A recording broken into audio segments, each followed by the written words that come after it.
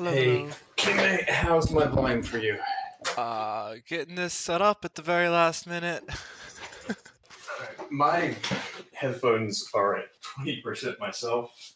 Oh, I just turned them on. nice. Yeah, hopefully that'll be enough to last. And ReGen Retro, 24 points. Yeah, thanks for picking this up. I hate doing these casts solo. Yep, that's fine. Where No is worries the... at all. It's fun. I have to get my iPad out so that I can look at the chat during the game. Yes. Because I am not a super tech guy who has two fucking screens. No. You gotta catch And up getting my here. cursing out of the way before the game starts. Oh, stream's live. Oh, it is? Yeah, I think only Muffin's Whoops. here right now. It's fine. Whoopsie doodle. That's okay. Nobody cares. Let's see. Alright, I'm in the game. I'm hopping on.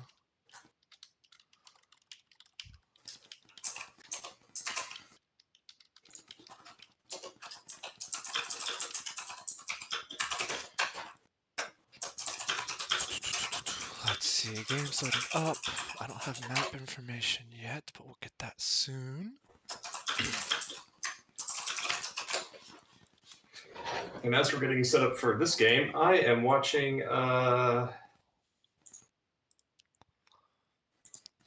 the end of the Die for Vision versus Police Cap game, and Is that that was a what Arrow slobber was knocker. casting? The core survived at 800 HP. Wow. I was watching that a bit before I ran up here. Let's see. Right, so we are live.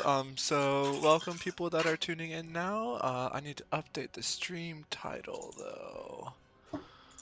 We are Dread Pirates versus. I just wrote it down. Yeah, ReGen Retro. There we go. ReGen Retro. And this is. And don't forget, Phoenix is banned. Phoenix is banned Just entirely, yes. And this is round 2. entirely banned. So this is correct me, this is a best of 5 now, right? I do not know. I would ask the team captains. They should know.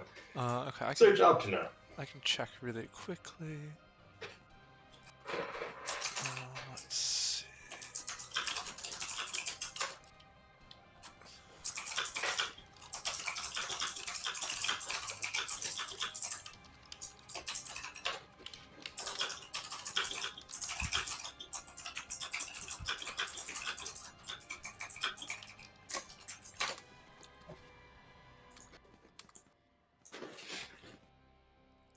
Semifinals and finals will be best of 5. Yes, so we are in for a best of 5.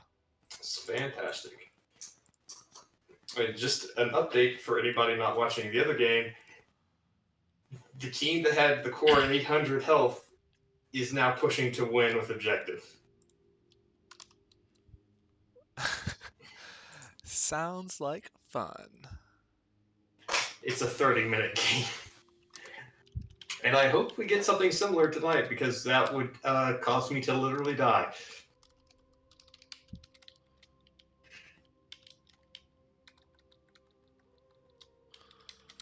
The map is still getting set up right now. Dread Pirates, looking at this, they had a strong season there, huh? 22-4? That is correct. Dread Pirates and DHL actually both have the same record. They just have a tiebreaker that's different. Okay, okay. Let's see, which team is this? I make sure I don't malign the wrong team here.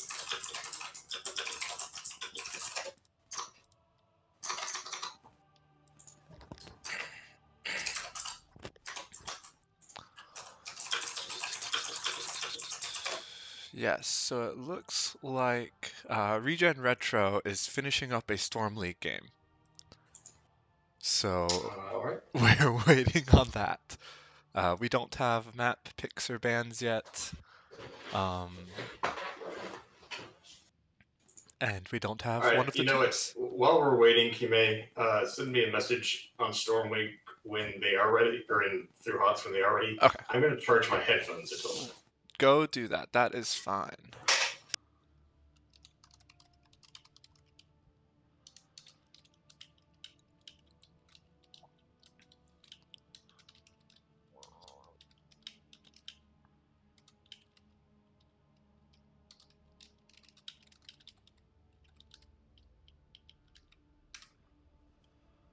Alright, so let's see. Dread Pirates on the left. Logos are not right. Let's see. I can do this. Pirates, Regen Retro. That should be updated there. You'll see it all in 30 seconds or so. Well, by the time you hear my voice, it should be updated. But and trying to think if there's anything else that we need set up, or are we good to go? Think we may be good to go. I think I remember I need to adjust game volume a little bit.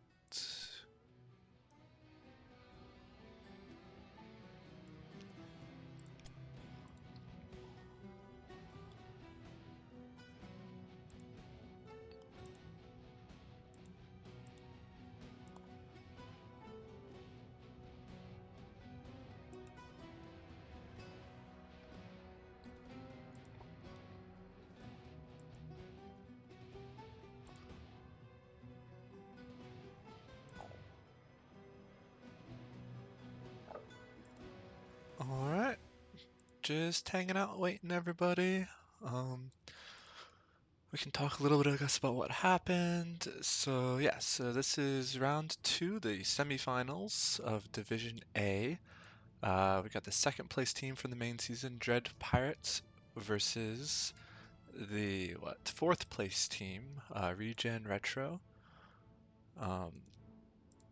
Both teams in round 1 of the tournament won with a 2-1 victory.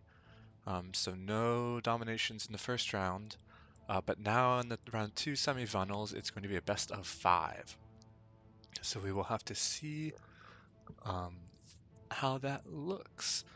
We were mentioning this a little bit earlier, but yeah, Dread Pirates actually tied for first place with 31 points. They only dropped 4 games, the whole regular season. And ReGen Retro 24 points, and they went 18 and 10. So it was a tough top of Div A, but ReGen Retro is going to try to pick this up. Let's see, what happened the last time that they met? Versus ReGen Retro. So they met 3.5 weeks ago. And it looks like Dread Pirates dominated ReGen Retro with a 2-0. They won a game on Tomb of the Spider Queen and then again on Alterac Pass.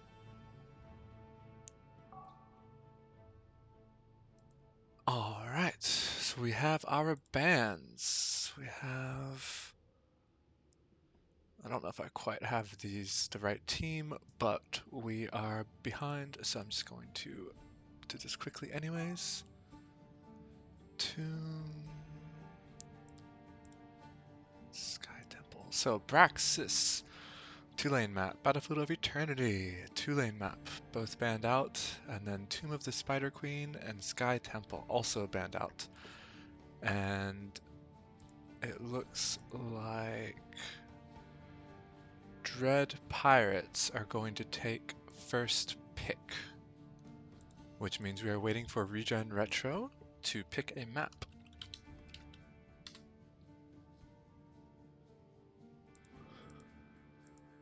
Looking And they have picked a map. Let me message Monkus. Monkus maybe starting up here. Lobbies created. Let's see. I'm trying to see if we can figure out.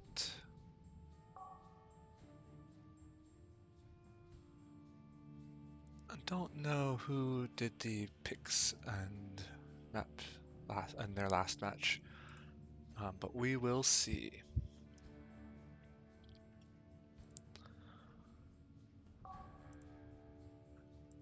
Nice. So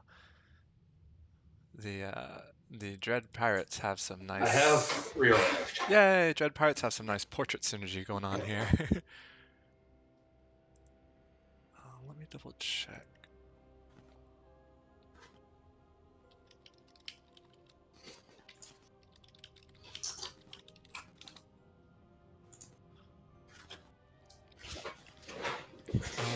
You need to join this lobby.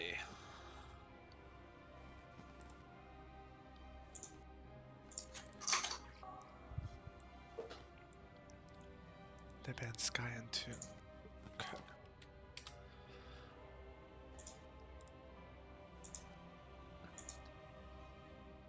I have the maps, the bands backwards.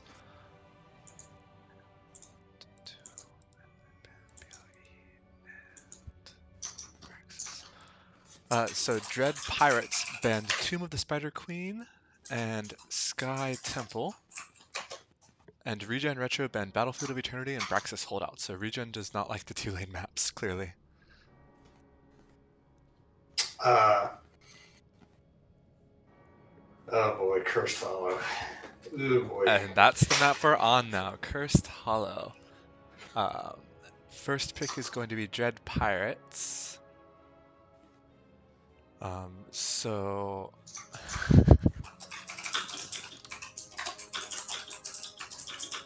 ReGen Retro picked Cursed Hollow. They like, I'm thinking, the big maps. They banned 2 small 2-laners and picked Cursed.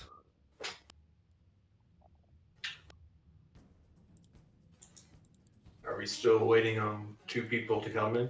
And yeah, Cursed Hollow is such a huge map. It's basically unto itself since the closest analogous map to it is Garden of Terror, and that ain't real. Yes, it is. Yes, very much on its own. There's no rotations here for soak or anything like that. It's just too hard. Right, and the objective is one of the most powerful in the game, and you have to win 3 objective fights to get it.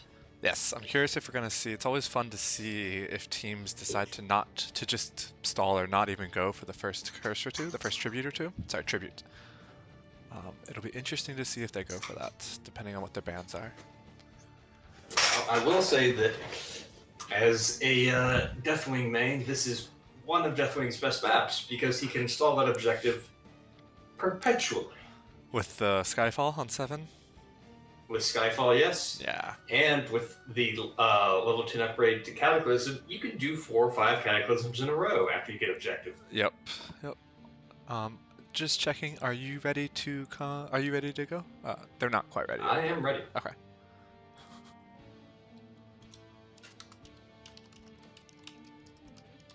Yeah. So the other big thing on this map is, of course, the double bosses, which you will often see teams get ahead and go for one boss, and then while the defending team is defending that, go for the second boss, and it becomes very difficult to not lose something with that. Yeah, double boss is super common once you get an advantage, and this is Div A, so You're not 4th place. Expect any sort of minor error to result. 4th place, ReGen Retro. In a double boss play. As soon as 1 or 2 picks go off, then one team's going to go for the boss.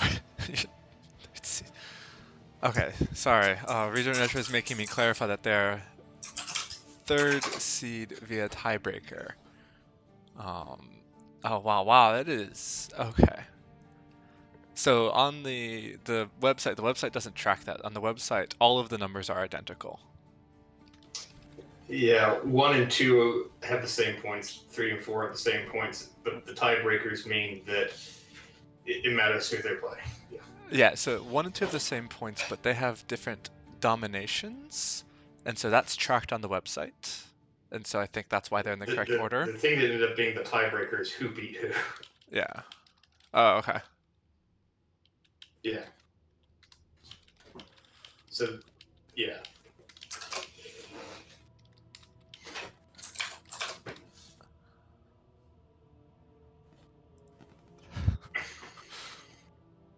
Of note, because of the way things are set up, I believe that the only way second place plays fourth place is in the finals. The actual fourth place. Okay. Yeah. So you gotta give that preferential treatment to first place.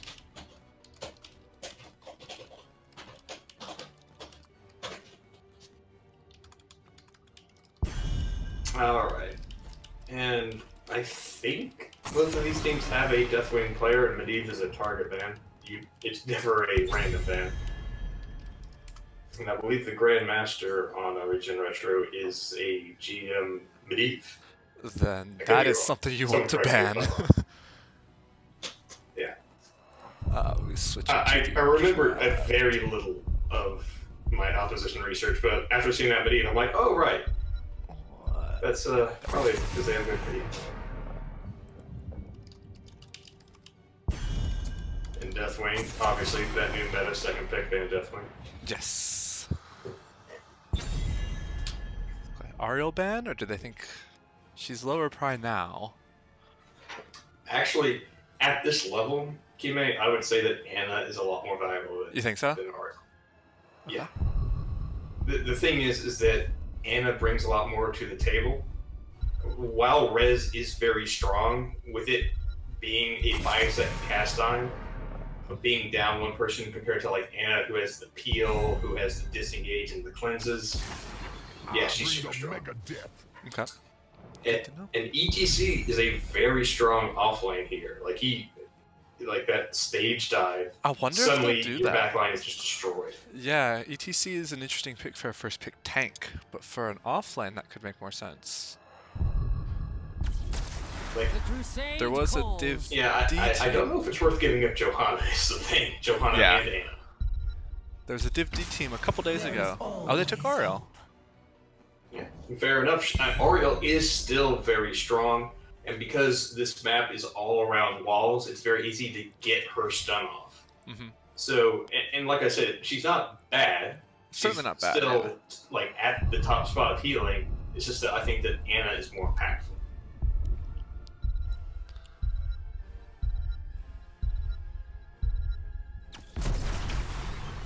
So passed on Anna even here. They're focusing on their global presence here. They have Stage Dive, ETC, Falstad, and Rhaegar. All three of these guys can move around the map extremely quickly. Falstad and Rhaegar can handle camps really fast, and all three of these can be in a lane by themselves. Mm-hmm. Yeah. And on these larger maps, it's often macro more than team fight that wins in the end. For sure, yes. Like proper timing of giants, getting the bruisers every single time that they're up, very important.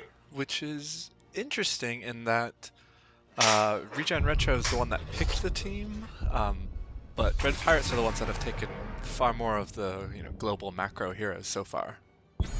Yeah, I don't think ReGen Retro is going to go Johanna and Cho'Gall, but the thing is, Cho'Gall is so strong, you don't want to give somebody Ariel and Cho'Gall.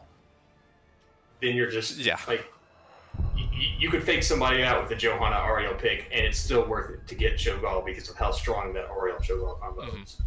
Yep, that makes sense. Put the hat on one and you get double the heals. Victory! This realm needs me. Sylvan Li Ming.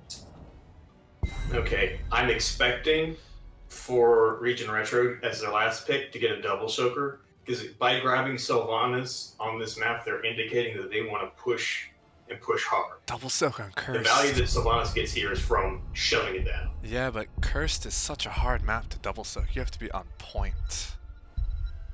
It is a hard map to double soak, but it increases the value of having a double soak. Yeah.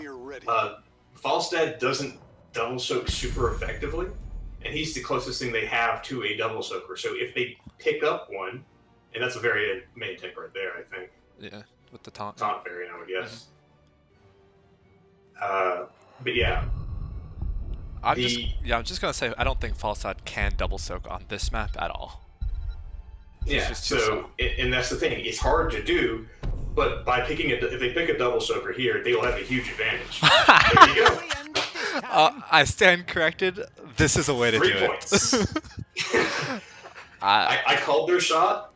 Like, that was I never expect Lost Vikings, but if you can do it, sure. I love Lost Vikings. I'm kind of disappointed in myself that I didn't think of the obvious. It's hard to double soak on this map. Well, Lost Vikings will do it easily. That's the thing about the Lost Vikings. They're so lost, they just they leave your brain. Show up randomly, yes. Yeah. Lord in heaven.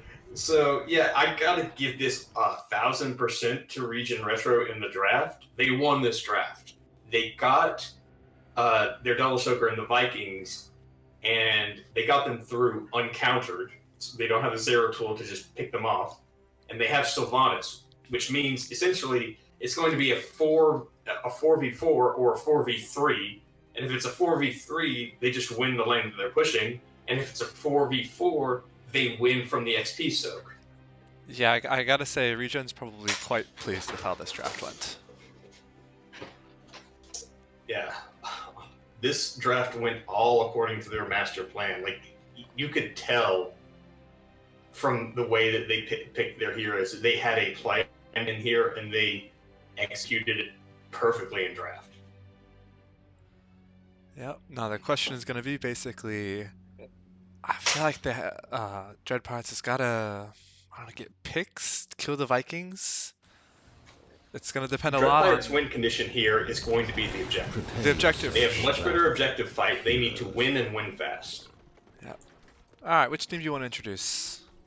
I'll do ReGen Retro since I'm looking at them. Oh, okay. We have Zamibars on Johanna, Deltron on Oriel, Splash on Li Ming, Aaron on Sylvanas, and Melodus on Vikings. Okay, and then over for Dread Pirates, we've got Bat, Mary on ETC, The Lurker on Falstad, Sir Stiggles on Varian, Decorus on Raynor, and MF Princess on Rhaegar. And I'll correct myself, it's Meliodas on Vikings. I was looking at the tab reading, which looks like he has 2 L's in his name, but no, it's an L and an I. Ah, yes, okay.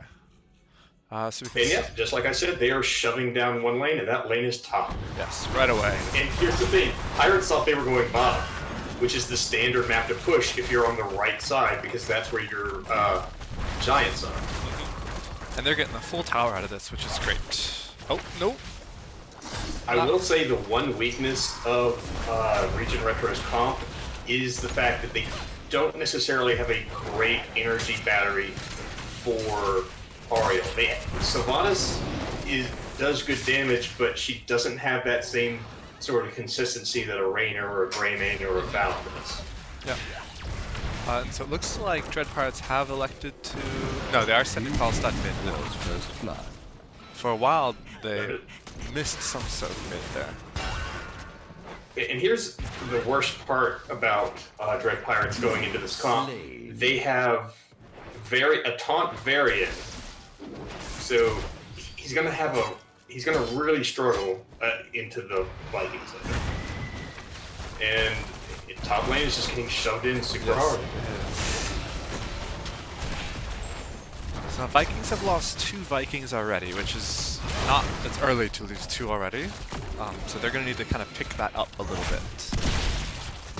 Yeah, and Meliodas is missing some of the soak bottom. That's about an entire wave of experience that he missed right now from the zoning. Yeah, so Dread Pirates is playing this pretty well. They're zoning the Vikings out from the orbs, and that's what you have to do. But like I said in the draft, the problem is that while they're kind of winning this fight against the Vikings, in order to win that fight against the Vikings, they are losing this the top lane hard. Yes, the 4v3. It's a 4v3. They have Sylvanas. They're going to get this 4. Like, it's only a matter of time because there's not enough defense. And yeah, Falstad has to rotate up top. ETC goes down. Looks like they're rotating very... Raider escapes with less than 50 HP. Varian's coming up top too, which means they're leaving 2 lanes open for the tribute here. And going over talents, we have Li Ming taking Triumvirate, so that's the start of Orb build. It's pretty standard even if you don't go full into Orb. Sylvanas going into the Q build, Possession, Bride, from both Falstad and Vikings. Overpower, and it is a taunt from the variant, so we do have a taunt variant. They are dependent on this blow up. Here comes the taunt. Did the taunt go out? Taunt went out, okay. and Li Ming goes down. Missed that. So Dread Pirates wants this tribute fast. They have 5 people here, and they get it. Right. They get it, but here's the thing. They might have won the first objective, but they've already lost top 4. And now the ReGen Retro is responding by switching the lane in which they're pushing, and they're going to push in bottom with these giants. Yes, which like is if great they decision. trade objective for objective here and just keep getting this push in, they're going to get at pretty much as much value as a full curse. Yeah, Dread Pirates is not ready to respond to this. Their heroes were all across the map. Just now getting 3 bopped. And part of the problem also is that with ETC, they're hoping for the global with the ETC, but ETC doesn't have a global until level 10. Falstad's fly may be down too. He used it to fly bot, I think. And they might be conceding this point because they were having to respond to the push on bottom, and the Viking is there to take it. This is a nightmare. Yeah, I saw Eric. Eric was up there waiting for a solid minute or 2, just prepared. This is worst case scenario for Dread Pirates. They gave up a tribute, which is where their comp is supposed to shine from the team fighting, and now ReGen Retro is just going right back into this hard push bot. If you don't have a plan for Cursed Hollow, ban Cursed Hollow. I mean, Dread Pirates had a plan. Like, they were drafting, solid global heroes to try to macro this map. They just were not ready for ReGen's plan, essentially.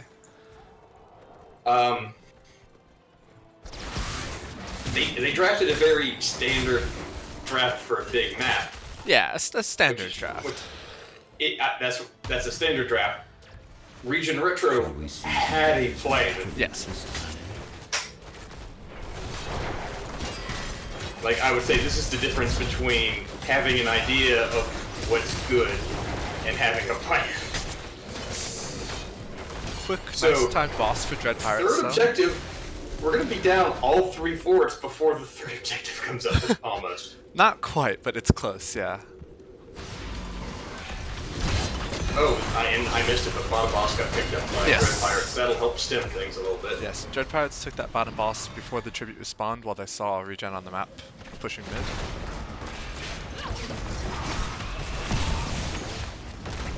And because they already have Katas pushing that lane, they're not going to get a ton of value. And how did Raynor die? They just, Dread Pirates got split. ETC and Rhaegar got split off from Falstad and Raynor. ETC and Rhaegar got split from Falstad and Raynor. And ReGen just pushed him in.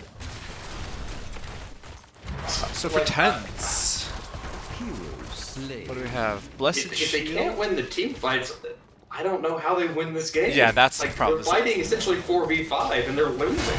Well, ETC was not there. Or no, he was there. Who wasn't there? Varian wasn't there, maybe? I thought all 5 of them were on the bottom of the map. I think one of them was not, but I could be misremembering. So, yeah. Blessed Shield, All Crystal 3 Aegis. forts are down, and it's a 2-to-1 objective advantage. A curse ends this. It very well could. and not seeing the res from the Ariel instead of the Crystal Aegis. Is that what you would have picked here? Here's the thing. People sleep on Crystal Aegis because of the meta-ness of Resurrect, but Crystal Aegis is much better for countering a blow-up comp.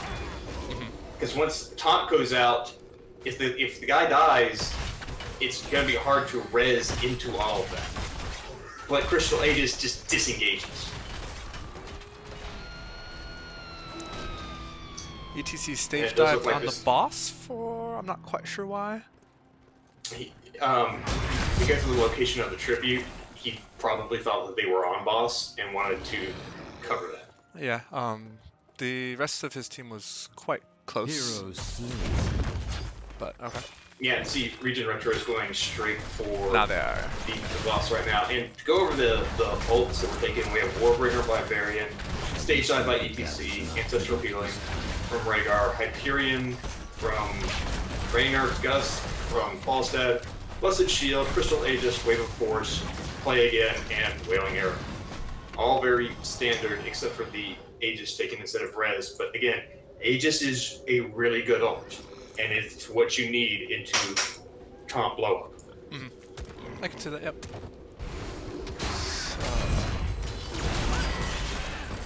Looks like both teams are going to contest this tribute. And see, that Crystal Aegis, Oriel was dead then.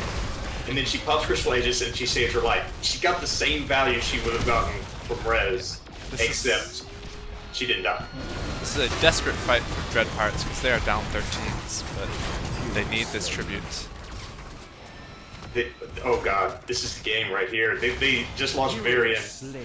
They have to take this point, or else they're going to have a curse and a boss pushing in. Boss is down to about 25%, but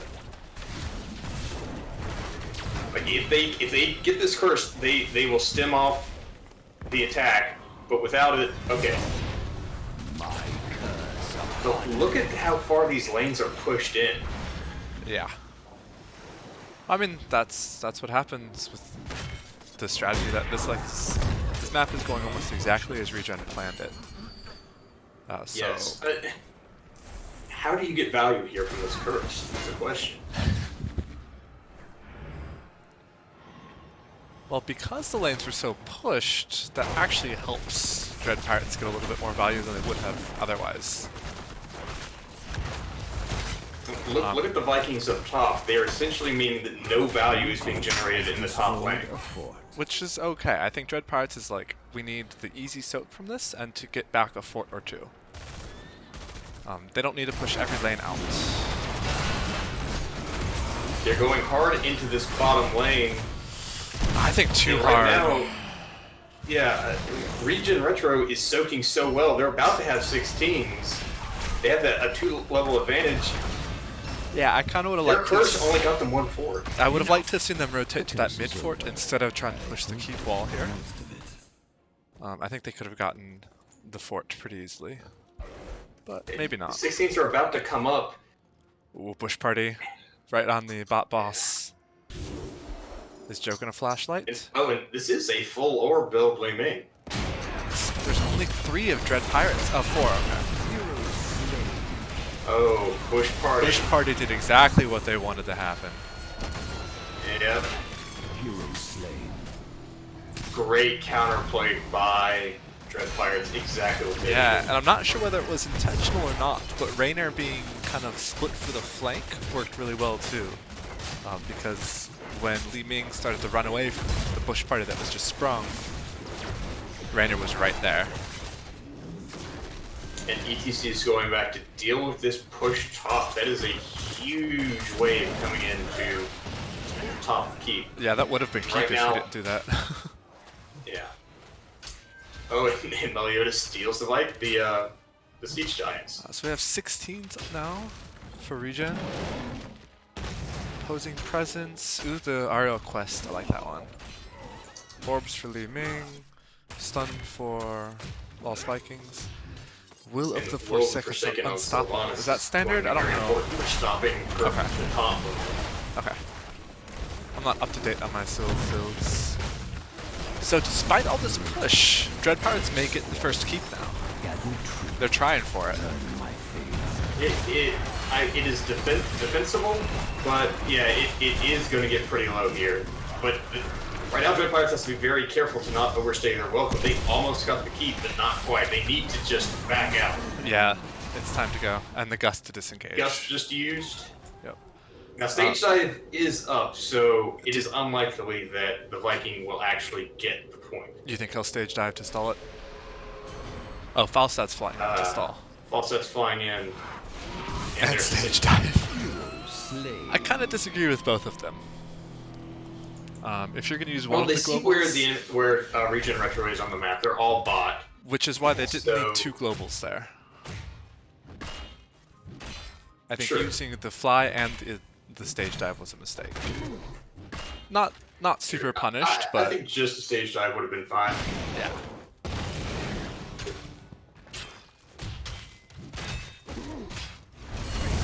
Taunt mid to kill a Taunt Viking. goes out, and that's a dead Viking. So looks like ReGen is positioning for the tribute. Gather tribute Or not. or face my curse. The choice is simple. And it looks like Dread Pirates cannot go for this top boss with the tribute up. I think they were just checking that to make sure that ReGen wasn't trying something sneaky. Which both Because teams kind of just boss with posturing. the Viking push would end the game. Heroes slain. We may have another bush party from Dread Pirates. The last one worked well for them. Oh. See, this is a Sophie's choice right here. They need to respond to this top boss and also the tribute. Yeah, it's tough. That's a keep. Yeah, there's no way this boss doesn't get keep. It's almost guaranteed keep on its own. Yeah, that's 30,000 health, pretty much. There's no way you're getting that before it hits the whore.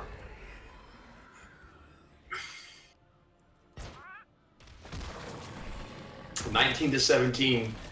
Looks like ReGen Retro's plan of action right now: get that keep, soak to 20, win the last team fight, See get who Chris. gathers Yep. enough tribute this time. And not a bad plan. But they may just... See, I'm not sure they have to push this for the keep. And I think they realize that too. They're backing off. Red team has destroyed the fort. Blue team's And yeah, that thing still has about 10,000 HP left. Yeah. They really want 20s before this. And they got it. Pops. Yep. Let's see what they got. Blink, Sequel, Repulsion, Shield of Hope, and Radiating Faith.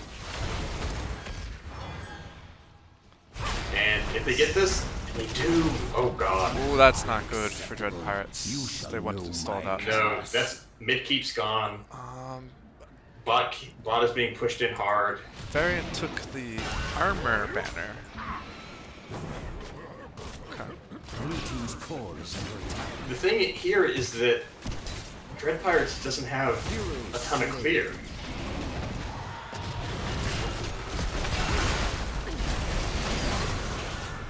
No, they were planning on ganks and team fights. Oh, Yeah, stage dive in the maybe back. it's completely destroyed. 2 katas going on the core from there. We got the kata coming from top. We have giants coming from bot. Ariel may be going down in the back though. Yep. Slain. Yeah, but with cores at 50, that's good. Yeah. That's just too much. Well done by ReGen Retro. But they got that Ariel kill at the end, and that's what matters.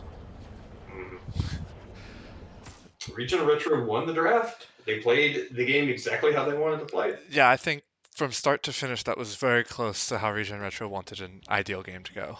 There was that push bot. There was the curse that Dread Pirates got. And the push bot, which almost got that keep, which could have maybe changed things. But overall, I think ReGen Retro's happy with that. Yeah, and by the numbers, Dread Pirates, they did win more of the team fight than ReGen Retro, 7 kills to 4, but like I said, this is not necessarily a map about team fights, it's a map about macro.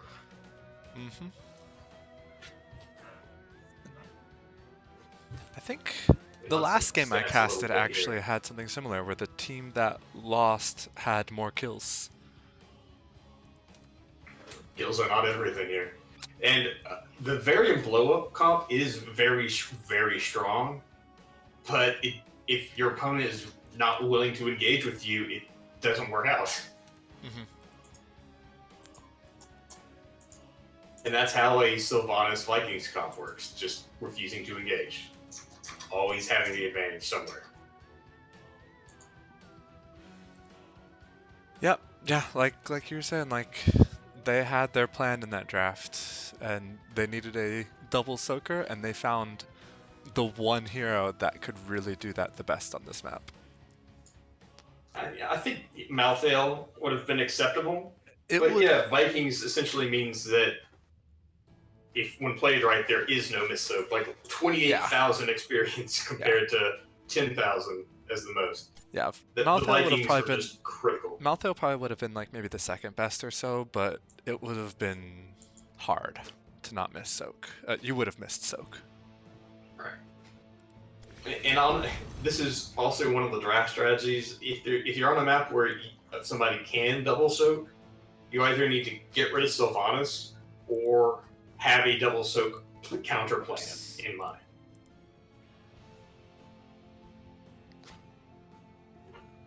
Alright, we'll see what the next map pick is. This is also why you see Sylvanas banned so much, because she is what makes these comps really work, more so than the double soak. Mm-hmm. Just the ability to turn off the structures means that you're not fighting into the enemy team and their structures, you're just fighting into like a disadvantaged team. Yep, you're right. I know that. I don't know if you've done it as much this season, but especially in the previous season, I know that was something that Beast Coast really liked to do. Get that Sylvanas We didn't do four-person, that four-stack much. push. But yeah, yes, you're right. That used to be our favorite strategy. We called it the death ball. Yes, I remember that. You go to Dragonshire, you send 4 down bottom, and have a double soaker top mid.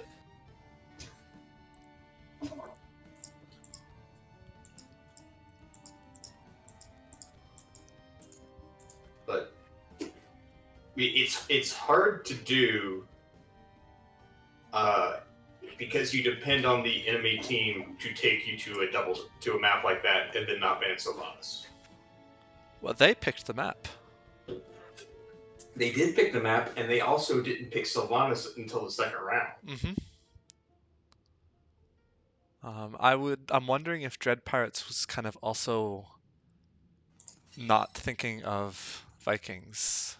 Wondering, well, they can't have a perfect double soak, so we'll be able to keep up with that. Let's see. I am surprised that Sylvanas went that late in draft, but I think that shows ReGen Retro really knows Dread Pirates very well. They know what heroes they like to play and how they like to play them, because they seem to be confident that they will get Sylvanas in the second round. And by picking Ariel Johanna, they kind of confused Dread Pirates, I think, into thinking that they were going a completely different way with the draft. I agree, yeah. You ready to go? Okay, cool. You need referees so that you can Sure, yeah. talk to the teams.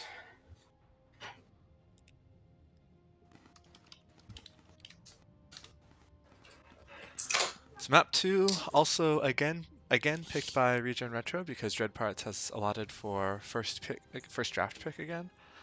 Map 2, And Towers of Doom. Same strategy is totally viable here. Exactly, and Dread Pirates is going to be aware of that, so they're going to get rid of either the Vikings or the Sylvanas. It's not, or they're going to draft Zeratul. They need to get rid of Sylvanas, in my opinion, because Vikings on this map can be replaced by other heroes. They can be, but this is a very strong Abathur Vikings type map. It is, for sure. If I were them, what I would do is, again, take Zeratul. Zero Tool counters Vikings hard, and he makes it super difficult for a double soaker to do anything. That makes sense. Question is, do they have a Zeratul player? Because he's not an easy hero. He's not, but most teams in Div A have somebody who can swap him to the Zero Tool. Okay. Medivh ban again.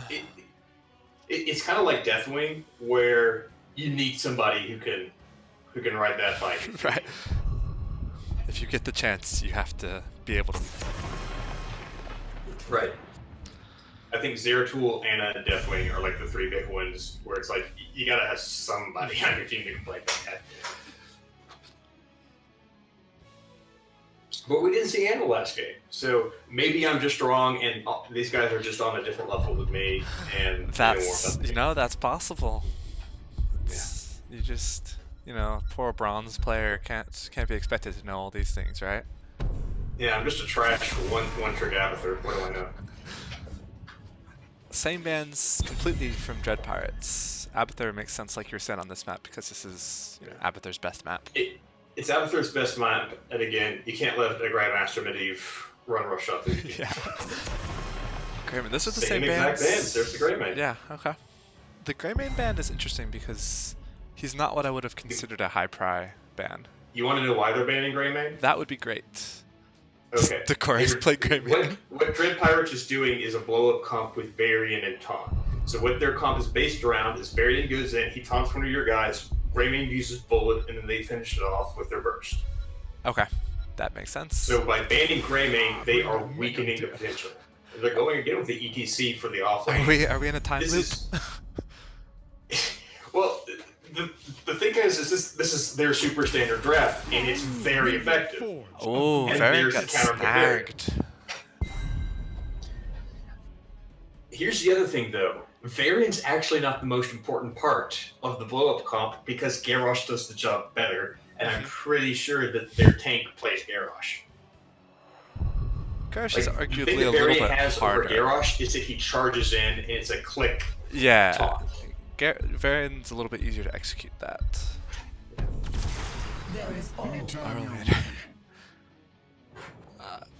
Okay. Ariel's still And on. with the buffs to Raynor, he's just as good as Greymane at focusing single target. You don't have bullet, but you still have a huge amount of burst. Yeah, the last patch I think it was good to Raynor. The last patch has made Raynor a nightmare. I actually wish that I had played him in our playoff game instead of Greymane because he does do a better job of stopping the blow up from Varian, and he's a lot safer. So,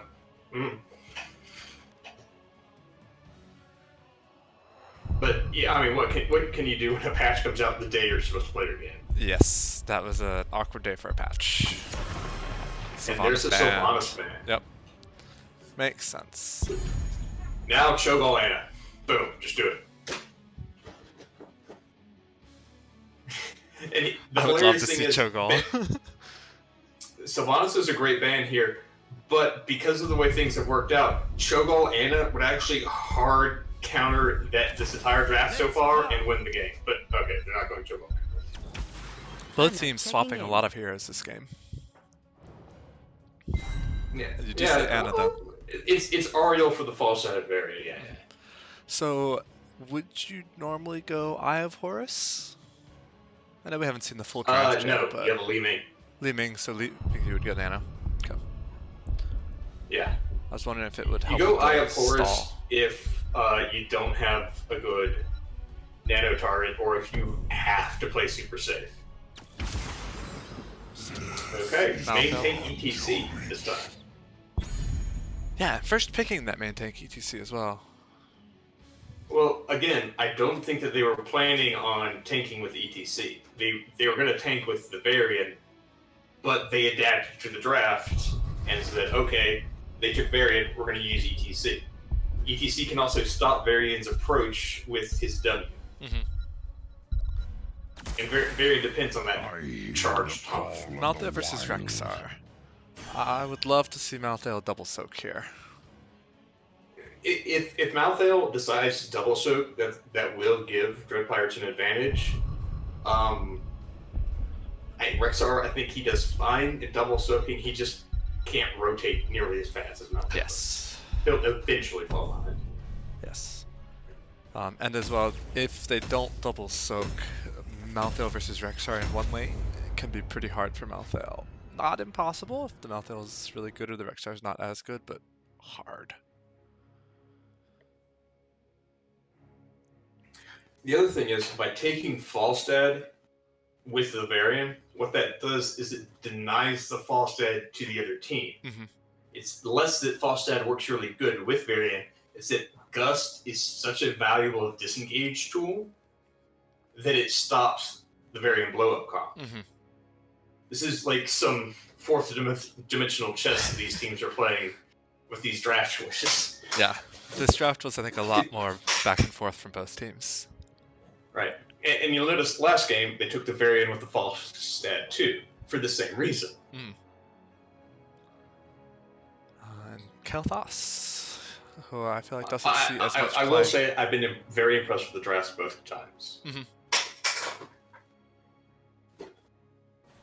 Oh, it's on the bottom of the map there. Prepare yourself for battle. For ReGen Retro, we have Zammy Bars on Variant, Splash on Falstad, Meliodas on Li Ming, Deltron on Anna, and Aaron on the Rexar. You calling out those names made me did realize they've swapped up their offlaner now for this game a little bit. But for Dread Pirates, we have Bat Mary on Malthael, the Lurker on Raynor, Sir Stiggles on ETC, Decorus on Kel'Thas, and MF Princess on Oriel. 5, 4, 3. You see right Now, away, because this is 1. Dread Pirates maybe going Div bot. A, you're not going to see the same value from Kel'Thas you do in other dimensions. Yeah, that's what I was wondering about that pick, but Here's the thing: you're not going to see the bomb get nearly as much value, but he's a mage with a stun. mm-hmm, which is valuable right there. Yes. No convection. I'm disappointed. I know, right? How are you supposed to show your disdain for the other team if you don't take convection? So right away, Dread Pirates keeping 4 bots. This from minute 1. Yeah, this is their plan. They are going straight for that double search strategy that we talked about.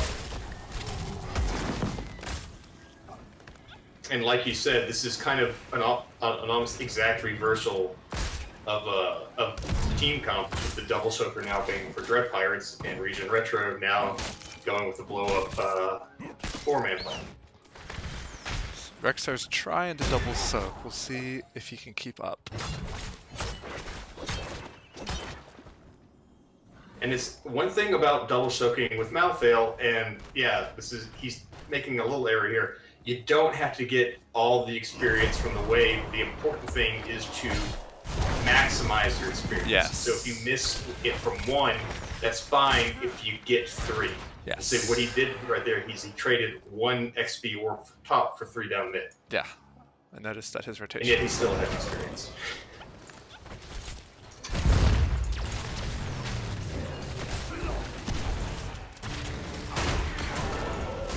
Both teams really on point with the Mercs. Almost identical timings.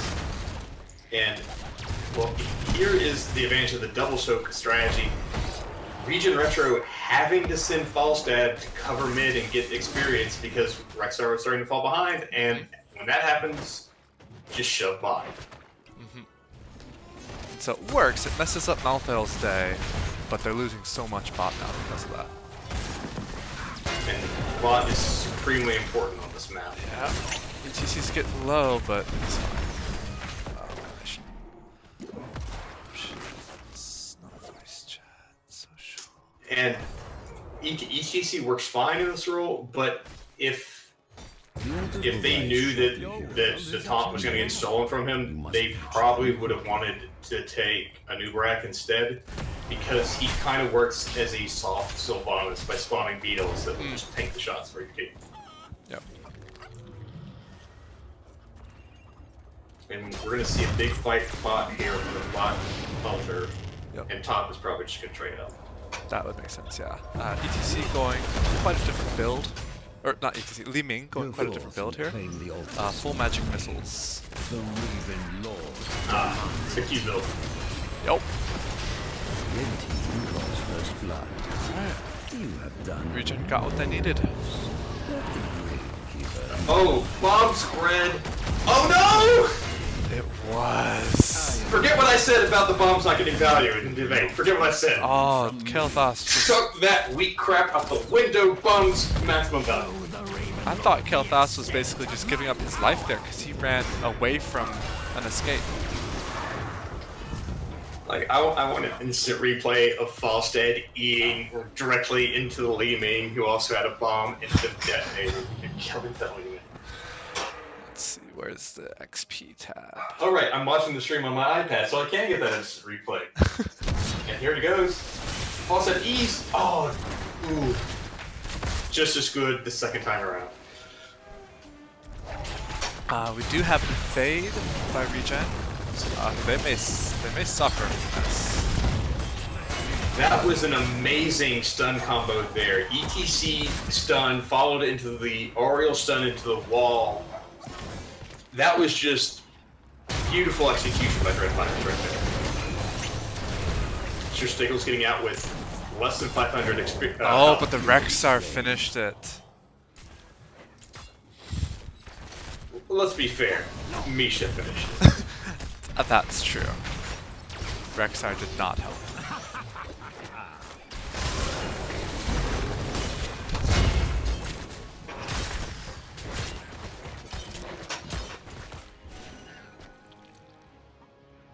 Prepare yourselves, heroes. And we're gonna have a bit of a fight down here mid. 1 to 2 in kills, very low kill game, pretty even on stats. Oh, And we have a pause. okay. Okay. I did notice ReGen's second camp here was quite a bit later because they invaded initially. So if Dread Pirates stays on point with taking their camps when it pops up, they could get a little bit of an advantage there, but we'll see.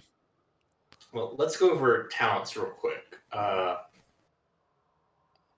Malthael's got a pretty standard die alone Q build with On a Pale Horse.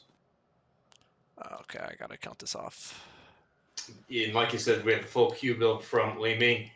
Anna is going into the Sleep Dart build. Oh, that is full sleep dart, yep. And it's something I've seen some Annas take. And Falstad is actually auto attack build instead of hammer. Oh, he didn't go bribe at all either.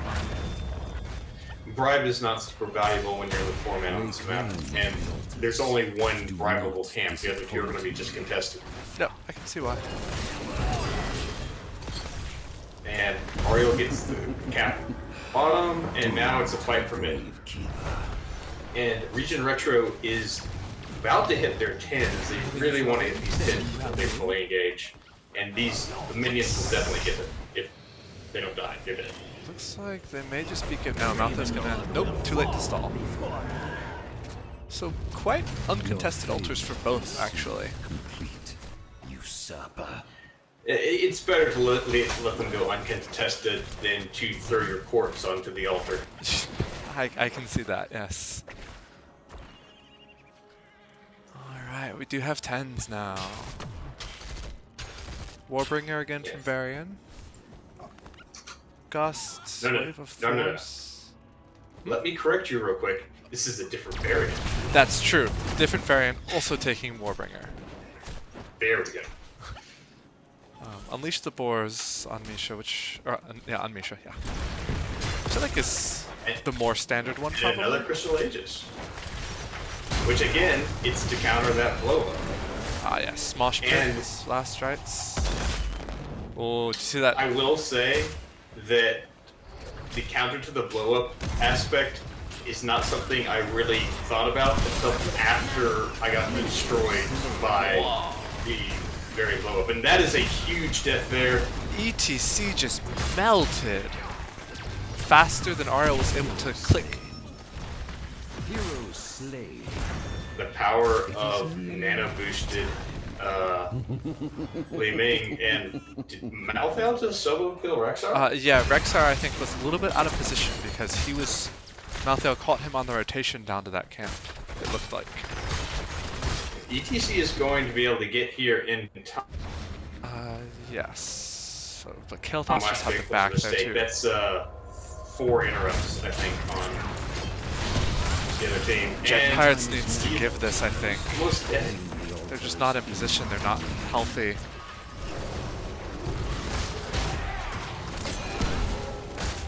Hero slain. Having ETC and Kael'thas both not in position and Malthael at less than half health, I really think that, oops. Yeah, they're doing a good job of using the Aegis to disengage, but right there, Falstead used Gus to shove Ariel way far away. I think they would be getting more value out of Rez from how fast they're getting blown up. Yeah, Ariel needs quicker fingers.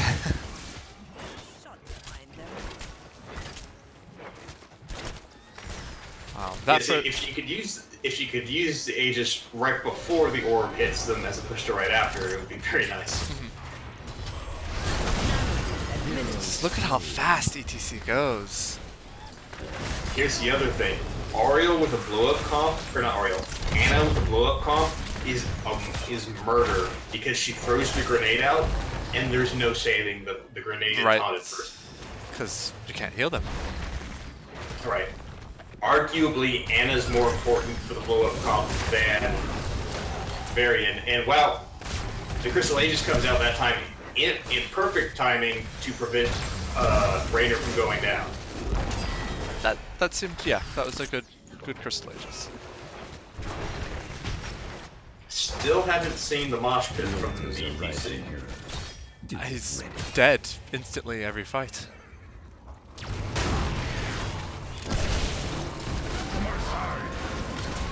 Alright, here are the boars. Here's the blow up. No Aegis.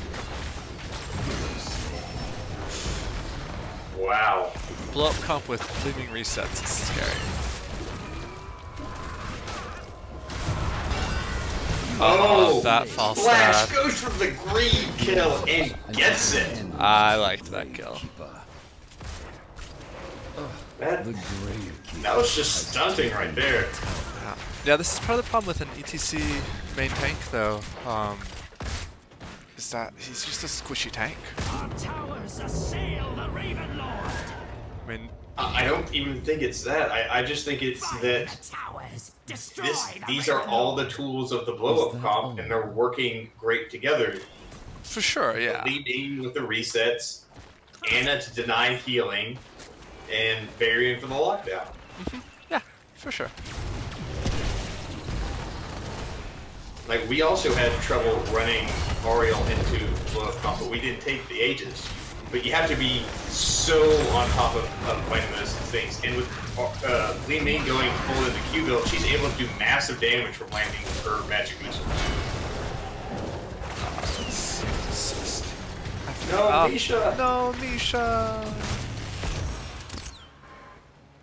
Okay, so ReGen got a little greedy there, but... so this time, this variant took the Spell Power banner, which I have heard is perhaps more standard. Well, when you have the Li Ming on your team with Nano Boost, just that much more blow-up. He hasn't really been in danger this entire game. Yeah. It's 9 kills to 2. Or, Anna took Activate to gain 3 charges of Healing Dart, which I'm not sure I've ever actually seen in a game, so I like it. It's the most commonly picked out.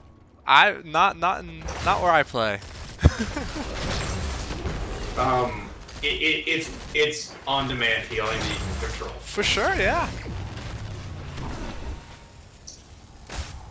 3 altars here Like now. the burst, it is very player intensive, but the amount of healing you get from it is enormous. That is a solo kill, nothing. It is. It looks like he was attacking the bear, which is not what he wants to happen. So with 16s and a 5v4, they'll go for 3 altars. Oh, the interrupt on the mosh! The bear says no, sir! Yes. Thankfully for Dread Pirates on the short cooldown, it didn't actually start, but it was close. Taunt goes out. Nano boost. Yeah, the team wasn't there. Aegis avoids the magic missiles through the Aegis, but down goes ETC anyway. He tried to mosh pit too. He died again when winding up his mosh. Yeah, this is part of why I don't think that mosh pit is actually a good ult at this MMR level, because it's predictable, it's easy to stop, and Blue team stage dive is just always useful. Yeah, it just, it depends on the interrupts they have, yeah. Also just Like, the fact ReGen that... Retro is just playing too well for any value to come out of the mosh pit. I have not seen a single one. He might as well have not picked an ult. I don't think he's gotten a mosh pit off yet, no. There has been multiple attempts, but I don't think it's actually ever gone on full cooldown. That always is a feel bad kind of moment because, like I said, you might as well not take an ult if you're not gonna use it. You just wait, late game, gonna get that whole 4-person ult. I mean, I knew I could do that. I've opened Team my White. If we get to a late game, they are with 4 altars up. It's a 2 altar phase next. If they take down 1 more tower, then and can both of the altars, they win. Ariel again, And they're gonna do that. slightly too slow on that Aegis. She technically saved ETC, but it was after the big orb hit, so he had, like 5% health. Yeah, what we're seeing right now is Dread Pirates slowly bleed out while ReGen Retro just devours them. Oh no, bomb spread. Kale Foss has not had Again, any... they don't need bot anymore. These top 2 altars, if they take both, they win. Basically, yeah. Right? Can I do math? Yes, I can do math. That's fine. Yeah, because Rexar took top. And that's why top lane matters, my team. It really doesn't. No, I don't.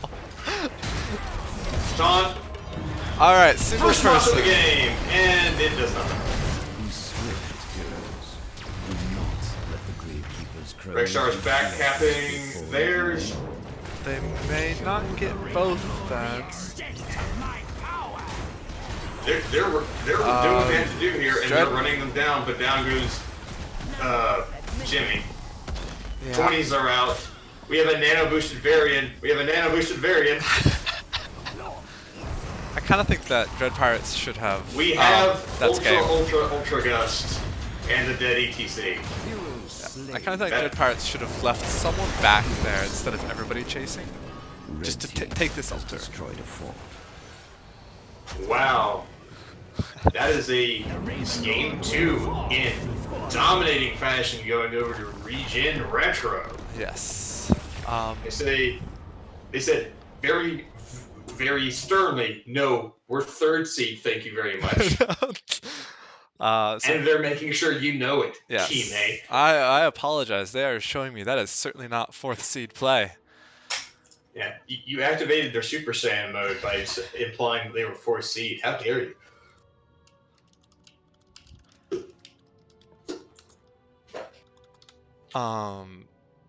Yeah, so in the regular season, ReGen lost to Dread Pirates. And I want to say it Well, It again, was a like domination. if a Saiyan loses, then they just become more powerful the next time you fight them, and that's clearly what's happening. apparently, yeah. I think maybe ReGen was like upset with that domination, so come back with a Fury, or maybe Dread Pirates is not taking them as seriously in preparation, but ReGen looks like they're coming in with really solid plans. I wonder if Dread Pirates should take map pick here. What do you think? I think that they should stick with the first pick, personally. Mm-hmm. I still believe in the value of the first pick, especially when you know that you have to ban Abathur, Medivh, yeah. every time. Yeah, your bans are so tight here, and then you can't not ban Deathwing. Right. And, well, Kime, you know what they say. You can't reverse sweep unless you lose the first 2 games. That's true. And so if they want to go for a reverse sweep, this is the only way that they could have started. Exactly.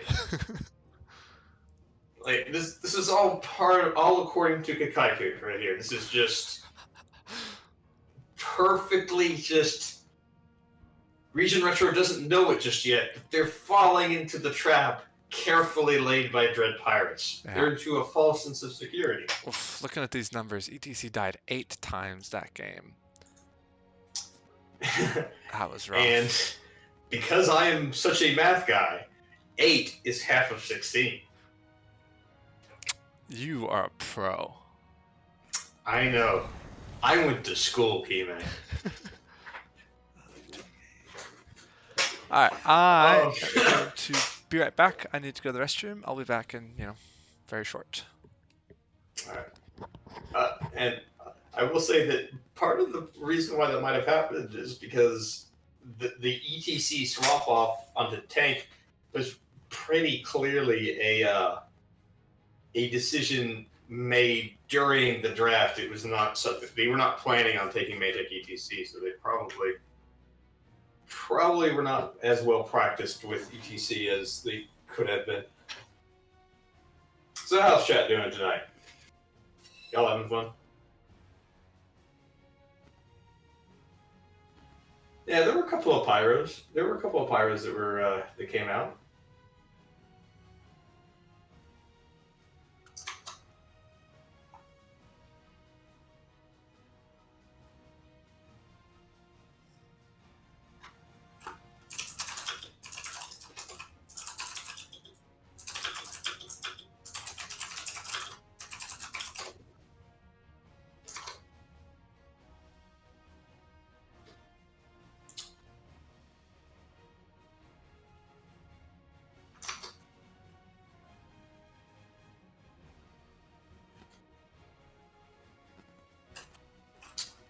Personally, I think that my favorite play from that game was still the bomb blow up onto the from the fall set onto the Lime. Oh, where he dove in? Am I remembering that right? Mm-hmm. Yeah.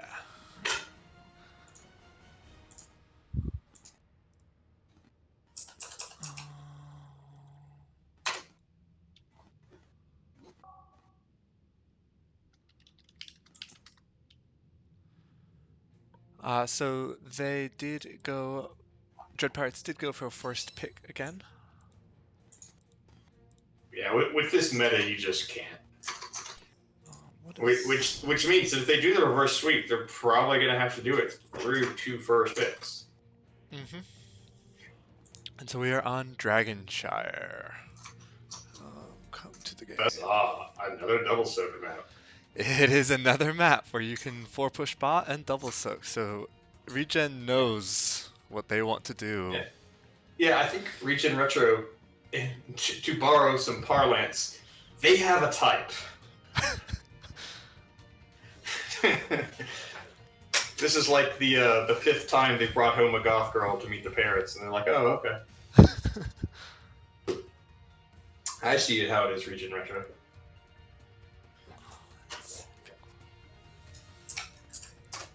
I wonder if I'm doing this overlay right. Is this supposed to be map pick or hero pick that I'm indicating? Kind of looks like it should be hero pick or map pick.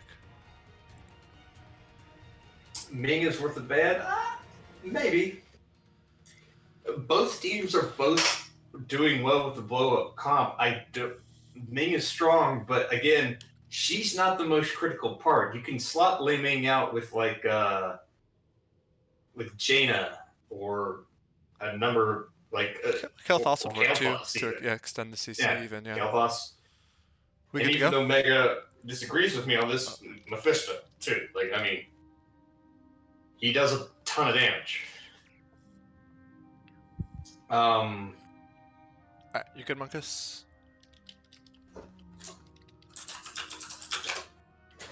Yeah, I got ref.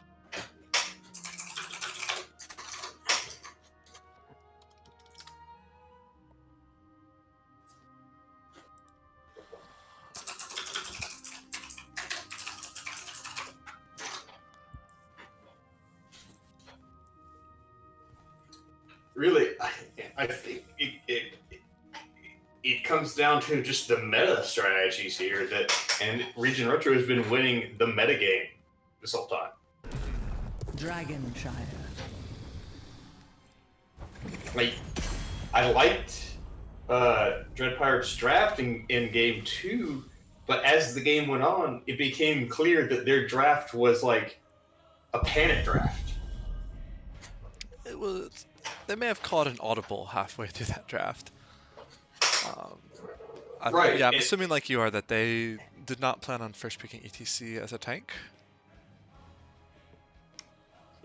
After the 8 deaths, yes, ETC is squishier, but if a tank knows the hero, they're not gonna put them in that much of a threat or danger. I mean, he blew up so fast. So we're gonna see the Medivh ban again.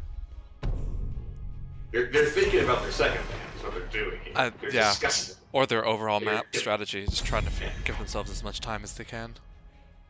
Yeah, they're like, okay, we know we're gonna ban Medivh. Just let that click down.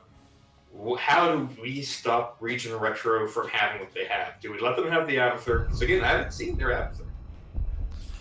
Abathur on But this I have to imagine that giving them the Abathur cannot be as bad as getting blown up by Varian Ana. Yeah, I'd almost. I would ban Ana. I wouldn't mind letting an Abathur go through here. It's not my favorite Abathur map.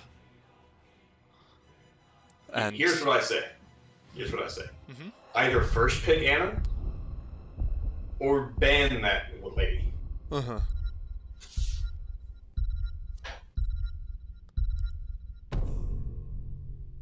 And it's going to be...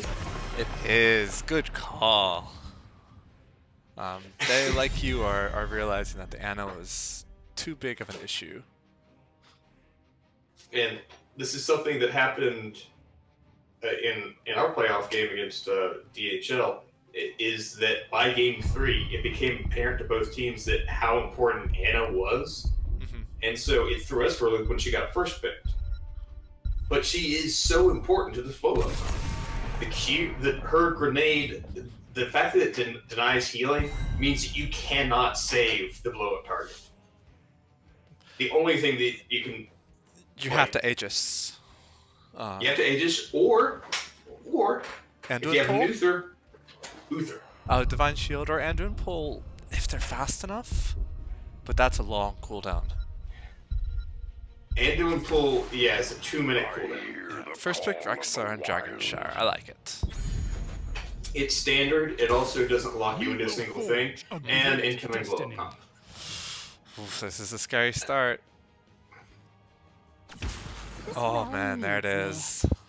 Varian Li Ming it's very strong with the blow-up, but again, I think Ana is more critical. And Dread Pirate was thinking about this long and hard, and they definitely agree. And Rexar should win the top lane. Yeah. There's very little that can handle Rexar. The light abandoned. I'm here to help. So, are we gonna Wow, see? it's almost like they're listening to me. What are we gonna see this Uther though? Is he second support? Is he tank? Is he solo Uther's support? main tank. You think Uther main tank? Uther is main tank. All right. Okay, here's the biggest issue, Kime.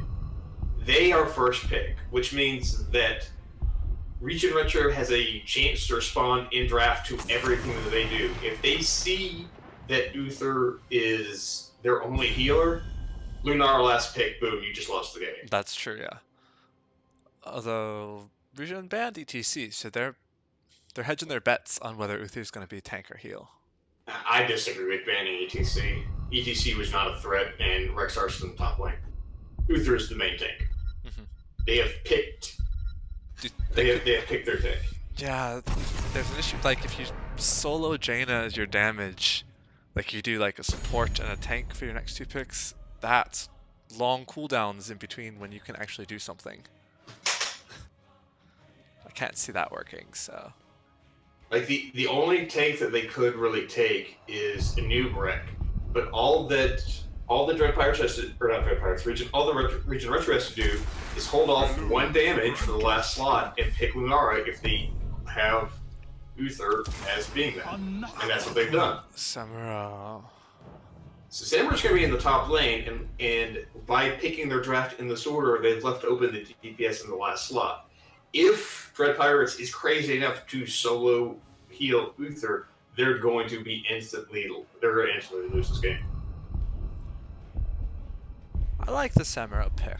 He's not bad into Rexar. He's pretty good at it. Yeah. They are. Pick Lunara and win game. Lunara's yeah. We've done solo heal Uther into Lunara before, and it was mighty unpleasant. That's all that ReGen Retro has to do now. If they pick Lunara, they've won. Lunara's a solid DPS to begin with, anyways. Lunara's in a really strong spot. She gets slept on a lot, but like Uther healing can't handle Lunara at all. She did. The hunt is on. Wow. Oof. It's almost like they're listening in. You all are listening. Okay, so ReGen Retro just won. Congrats on winning Coastal Finals, guys. Or semifinals. How does it feel to be wrong, Marcus Sega? Well, I was wrong halfway. You gotta catch up to see how right I was, though. Yes.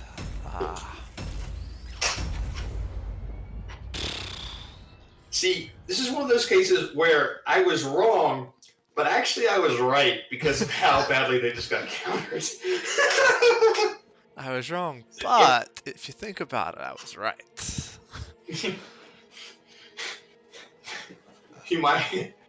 You might have thought I was wrong, but surprise! I was actually Lunara in disguise. I will be curious to see if Dread Pirates has a secret plan here. What are they able to make happen? Their secret plan is going, hey guys, can we redo the draft? We didn't realize you played Lunara. No, don't give up. They've got it. I want to see a good game, but if you're Dread Pirates and you know how this matchup works, you just gotta be disheartened. Because Lunara hard counters Uther. In fighting games terms, this is a 9-1 matchup.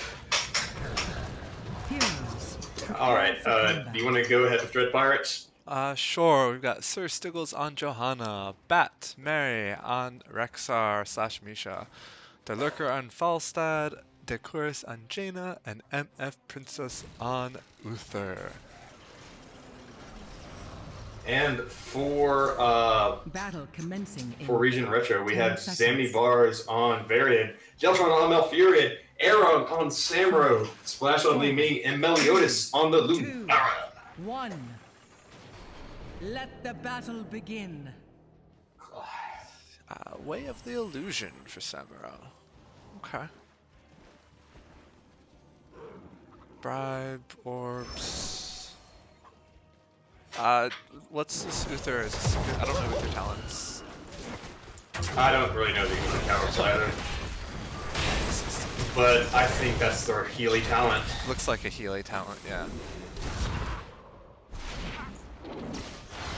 The one silver lining for Dread Pirates is they have Rexar top, and Rexar should win. It's close. Samuro's pretty good, but we should win. It's close, and also Samuro, if Aaron knows how to play Samuro, he's going to do the Hearth illusion image transport trick. Which, if you're watching at home, here's how you do it. You cast Hearth, and you queue up your image transfer, and it does it automatically. The Dragon Knight's power? Wow, such skill. Much faster rotations for Dread Pirates, and they're using that to steal the siege, so I like that. It's not just that, it's the fact that Varian's not a real hero yet. Also that, yes. Yeah. Invasions on a 4v4 invasion on a camp pre-4 should be an easy gimme to the Varian team, but it doesn't. It doesn't always work out. Was Rexar trying to sneak this camp? Is that what happened? The night camp? I'm not actually certain what's going on top, but they're taking that camp themselves and giving up bottom bruisers for it. Yeah, interesting. Yeah, I missed how that little skirmish started. Wow, Dread Pirates actually getting this the first objective up. That's fine. Varian I still will hasn't note picked an that ult. my entire theory about Lunara countering into this Uther is based on they have somebody who knows how to play Lunara. If like Meliodas has 2 games on Lunara and is just winging it, it won't necessarily work out that well. Varian hasn't picked his ult. Okay, there we go. That's taunt. It had to be taunt. I just didn't know why it was taking so long. If it wasn't taunt, then it's going to be like, hey, can we remake the game? You don't mind, right? Oh yeah, easy. Joe's not going to get that channel, and it's now over to ReGen Retro.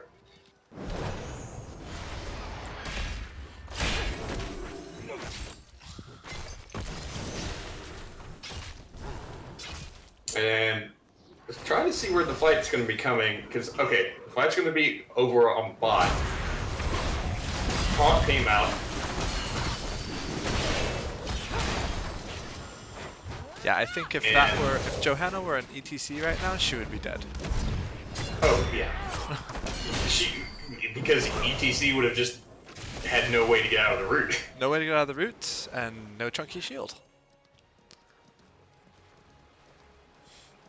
Yeah, so Rexar not being able to hold top up here is really kind of limiting the rest of Dread Pirate's abilities to rotate safely. And again, Johanna is saved by her Johanna-ness and walks out with Unstoppable. I'm watching the offlane. She is much harder to blow up than ETC, but down goes Red team draws first blood. Jaina. First blood though, and they managed to cap both while they're at it, so that'll give them a little bit of breathing room. A little bit, but I haven't been watching top too much. I'm assuming that Aaron has been using the image transfer tricks because he is maintaining at full health and not missing any sub. He did tap, it looks like, there for his most recent heal. And also further commentary on the comp. I think that the reason why they took so long to pick the Lunara, despite it being a very hard matchup for Uther, is because she doesn't fit into the low as well as other Yes. players. Aaron did not do the mirror illusion trick right there. Wow, these last 30 seconds went really well for Dread Pirates. Good for them. And they got the dragon. They got the I'm dragon. not sure who hit Jin. Samurai And they missed won the a top. 3v4 in bot. Dread Pirates is actually doing very well into this Lunar with Uther.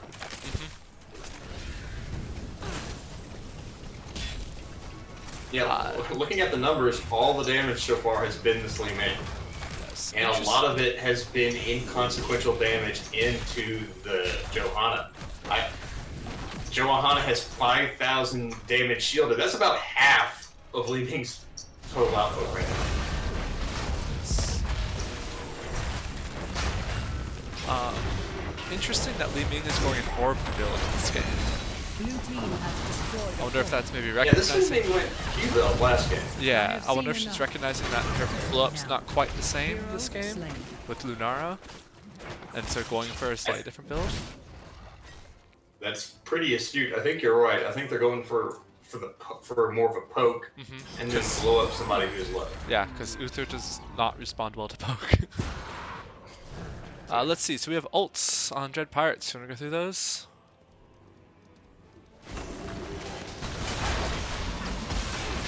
Okay. Blessed Shield for Johanna. Unleash the Boars for Rexar. Both standard. Divine Shield for Uther. Water Ellie. Hey, Tranquility. yeah, and no Gust. I don't know if you noticed Falstad using Hinterland Blast there earlier. Tranquility. That's all very interesting. Blade Storm, which is standard now. Wave of Force, Sleeping Strike, Warbringer. Mostly standard, but that Falstad and Malfurion ults. Oh, we have some synergy problems with the wave of force knocking the Johanna out of the root. Ah. Boar is coming out. Yeah, In top lane. that doesn't do much to Samuro though. He can just mirror image. Yeah, I will point out Aaron just dodged a Misha stun and then just did another one. yourselves, heroes. Commander Shrines will first. soon And be he's slain. Falstad coming up from the back though. Sorry, that was a Commander's curse. I apologize for killing you there, Aaron. Might be. I was gonna say, yeah, Samuro was getting a really nice push with the camp because Rexxar is having a lot of trouble pushing that back, but did not see the Falstad coming up from behind. Take hold of the shrines. Earn the Dragon Knight's power. Yeah, the Johanna pickup, I think, was super important for gonna agree with Dread that. Pirates because it is probably the only reason why they are just getting blown up left and right. Yep. ETC into this blow up comp is tough. Like the last game was relying 100% on RL having like a 0.2 second reaction time, which is not easy. And they almost have to do it up top. And Top they're lane. rotating on this poor Rexxar. Yep. Sorry, Misha. Just based off the wave mid, I feel like Rexxar probably should have had vision on that, but Check bot. Yeah. They might get heat. the water alley going on, everything, they're gonna trade this. A death for a keep? If they get this down all the way. Busy does for a feat. Blue team has Wow. destroyed a fort. Dread Pirates is playing the 9-1 matchup extremely well. Yeah, what a call, like that was fast. They saw Rexxar dying and instantly went for that keep. Stun goes out on the unstoppable Lunara. She almost dies but gets away. Ooh, Hinterland Blast doesn't hit anybody. it was close to Everyone is Lunara. super low. Yeah, they need to back. Lunara's hard to hit with Hinterland Blast just because of how quickly she hops. Yeah, and Uther doesn't really do a good job of topping people off. He is much more of a heal via prevention. Yes. So still a battle level lead for Dread Pirates. And I'm noticing that they're not necessarily getting as much value out of their poke. A lot of these orbs are whiffing, and they're not stacking up the poisons. Yeah. They're being a little bit too ham for a comp that does not want to go ham. Hero slain. This could be game. Hero slain. Yeah, it looks like It might be too early, and the timers might be too short. No, I the don't- timers are too short. I don't and think they're it's not gonna game, be no. injected in time. But yeah, Dread Pirates, at least in that fight, seems to be like, well, you have poke, so we'll just run at your faces as hard as possible. It's not even that. Varian's charging in a lot of the time. And whenever he does, they're trying to blow somebody up, but they only have Li Ming for blow up. Varian needs to chill. He needs to The just fire comes take a for minute. you. Second DK for Dread Pirates. Get this mid fort down easy. Do you think they go Blue core? team has destroyed a fort. They are not. They are not making Okay. the core call. I think it's just the right thing to do. I would agree, yes. And they have all It's five very here. hard to end with this early of a Dragon Knight. I would like to see a kick out on Lunara. Yeah, she's going to put a lot of that damage out. The red team's fort is in peril. Yeah, and Johanna showing why she is the #1 tank in the game right now, just walking straight up. They don't quite get the keep, but they have put enough damage on it. That's going to be a lot of pressure. Yeah, looks like they're just going to stall with this Dragon Knight. And right now, ReGen Rusher really needs those 16s to come alive.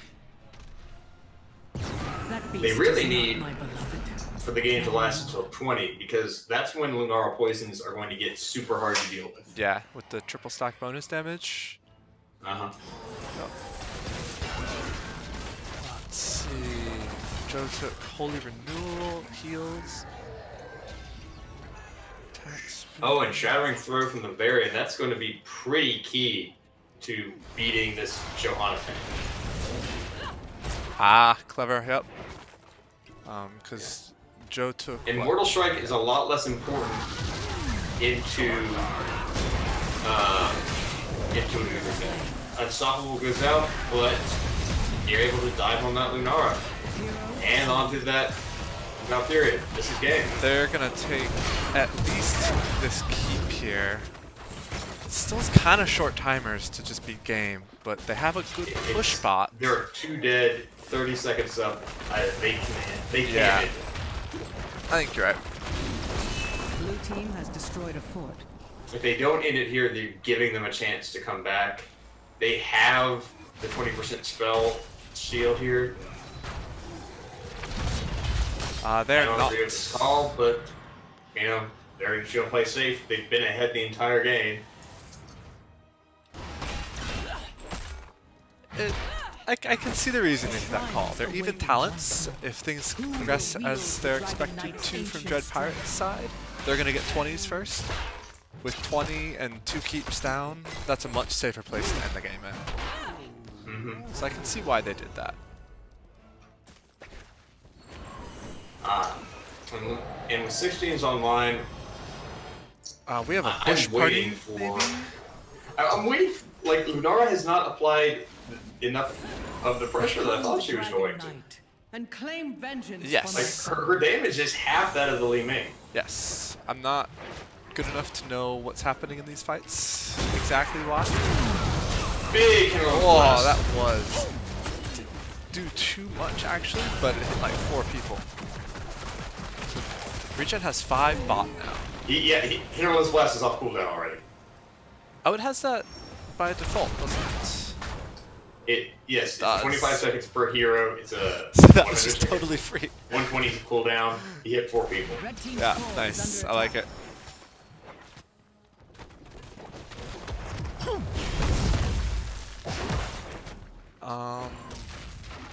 So that's a lot of pressure, top and mid. We're gonna have Kata's on core very soon. Dread Pirates 20s are online. Dread Pirates has top, and yeah, like you said, Cat has mid and such, so they're okay just kind of hanging out. Boom! Hero's Blast comes out. That is That's it. That's the game. All right. You know how I was talking about the 9-1 matchup? Well, again, if you don't know how to play the character, it doesn't matter how meta it is. If you don't know how to play the comp, it doesn't matter how meta it is. At all. And Now that's they have, what this is. Yeah, even if the game were to go on longer, Jaina's got Winter Mutants, which is so strong. Yeah, 12-2. This is just a complete reversal of what happened last game. And the big issue that I saw there is that they were trying to play their comp with 1 foot in the poke comp and 1 foot in the blow comp. You need to choose one. Poke comps don't blow up. I would like Blow to comps don't poke. pause for 1 second.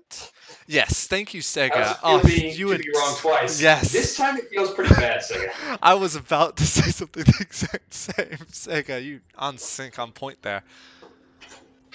This time, I almost felt like, to use a very old reference showing my age, I almost felt like Miss Cleo with my psychic abilities to perfectly predict the match, and then they came in, and I was like, oh, well, I have made a bunch of decisions today that I regret. Yeah, looking at Lunara's damage, she was in the bottom half of the whole game for hero damage. Yeah, it's pretty clear, and I'm just going to double check this. It seems clear that Meliodas is not accustomed to Lunara. He has her at level 20, which is not... That's solid. It's not low, but he has a 46% win rate on her in draft modes, which is... And when you include quick match, it's a 47%. Like, he is not accustomed to Lunara. And again, like it, don't want to put blame on people, but Lunara counters Uther, but only if you can play Lunara.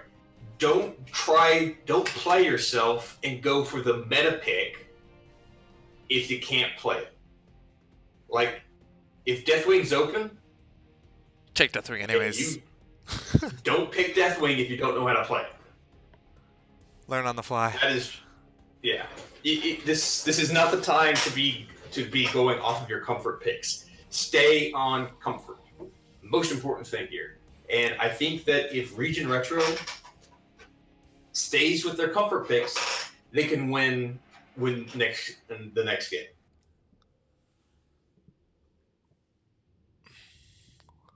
We'll see. It was.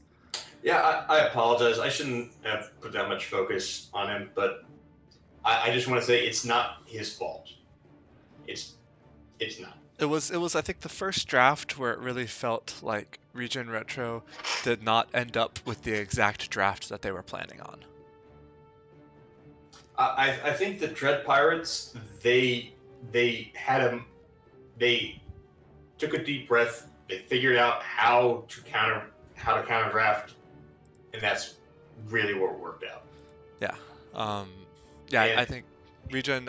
It felt like ReGen did like kind of what Dread Pirates did on game 2. ReGen kind of did an audible halfway through that draft, and it may have thrown off their synergy a little bit.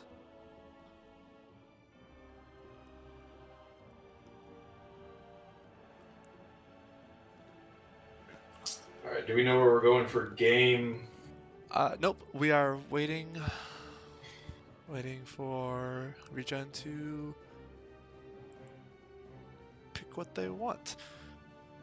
I'm curious now. So again, I agree with you that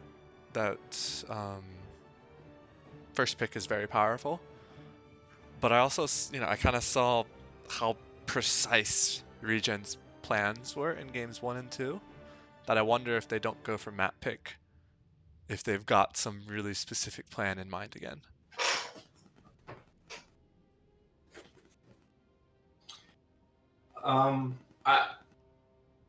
I think that they're gonna go for the first pick. I am very curious if they have a Deathwing themselves, because that's going to open up their draft a lot if they have the ability to take Deathwing. Mm-hmm. And that would mean that would really put a lot more. Yeah, because with 2 bans and one of them almost always having to be Deathwing, if you get that extra free spot there for a hero pick, curious to see what they're able to come up with.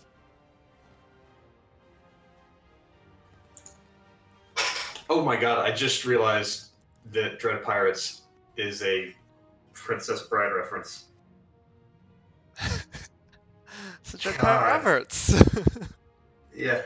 It feels especially bad because, like, yeah, I used to have a guild that was a Princess Bride reference. So, I'm, like, super ashamed that I did not immediately realize what they were going for there. Wow. I am dense.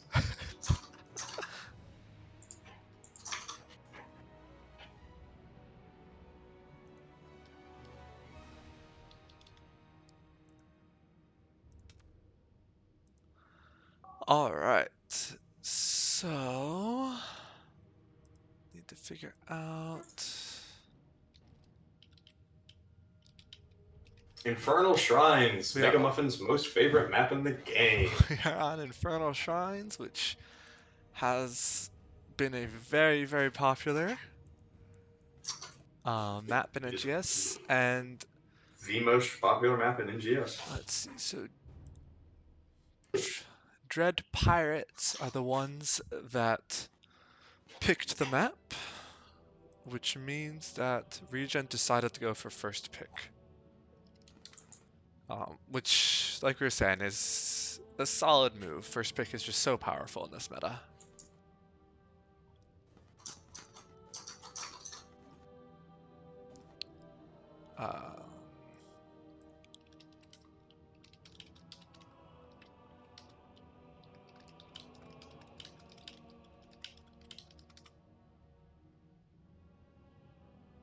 You good to go, Monkus? I'm good to go. Yeah.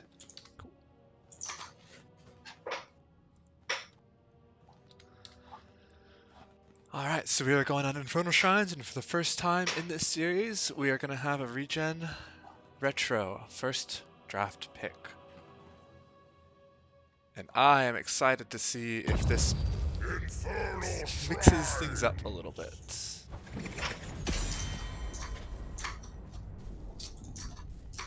I'm interested to see where Deathwing gets banned here. Yes, I would think that ReGen Retro has probably got someone who can play Deathwing. In which case, Dread Pirates will probably be the one that bans him. But, I don't know. Yeah, again, if you have somebody who can play Deathwing, let it rock. But if you don't, and they do, don't.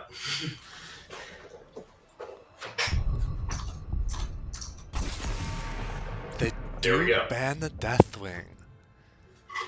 Interesting. So now I'm curious what first pick ReGen Retro really wants.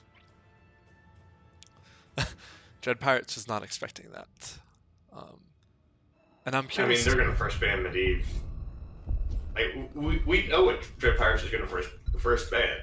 I feel like ReGen should have second banned Deathwing. Because there's a solid they just chance. want to prove me wrong all day long and twice on Sunday. Interesting. See, Kime, I think that if they had waited until second ban on Deathwing, like, you're not wrong. I do think that's the way you go on that. But if they had banned Medivh first, then I think that then it works out the same way. Yeah, And they're just going to stick with what they've been banning. I think this is a good call for ReGen Retro. Just stay with your comfort zone. That's fine, yeah. The ETC ban for Dread Pirates is interesting because they were the ETC earlier. And Medivh. And there's Medivh. Which does leave Abathur open, but yeah, I want to see what this first pick is because ReGen took first pick. They don't have a Deathwing player based on the bans. So I want to see what they want here. They have two options. Go for Anna or go for Varia. No Joe, you think? Joe. Uther first pick. I'm just going to go Uther. That works too, because Uther, it does stop the blow-up comp. I was thinking Anna or Varia as a blow-up comp enabler. Yeah. Nolidos was their TLV player, and then I want to say Assassin for games 2 and 3. We will forge a great Blaze. So they are slotting into the blow-up. So I would take. God, what do I take here? You need to offlane Uther pretty easily. You need a solid tank to make sure that you're not just relying on the snap. Yeah, like Johanna. I like that. Yeah. Maybe Anna. And have it offlane Uther. Tyrande? Okay, Toronto. Okay. So it is offlane Uther. Probably. I mean, I think, yeah, that might be the position that nobody plays because he was the Vikings the first game. He was the Vikings the first game, but he was not the offlaner in games 2 and 3. In 3, he was with Nara. I don't know what he was in game 2. Not the offlaner, I'm relatively certain. Then he would have been the Sylvanas. Maybe. Vala Maybe ban. Jack can help us out because I don't remember. Vala. What do you think about banning Vala over Raynor?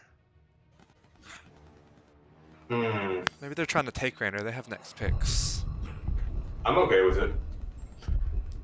The problem with Vala is that she's super squishy. Yes, she is. And dies very easily. But when you have Uther Tyrande, then you can just bubble her and have her hyper carry. Mm-hmm. And it's hard to get past Johanna. Vala is stronger than Raynor if Vala is untouchable. Oh my! Hammer! I So you love were it. going for a 3 tank match, but Ha ha ha! I need Venus's sound effects or it right could be now. completely wrong, and that might be a non-tank variant, which would. I think Sir Stiggles has been their tank each time. I know he was ETC. I want to say he was the tank, Game 2. but I'm not sure.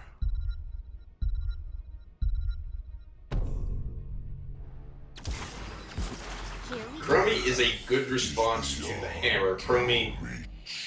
Oh, I see a problem now. Uther's gonna be in the They 4-star. don't have damage.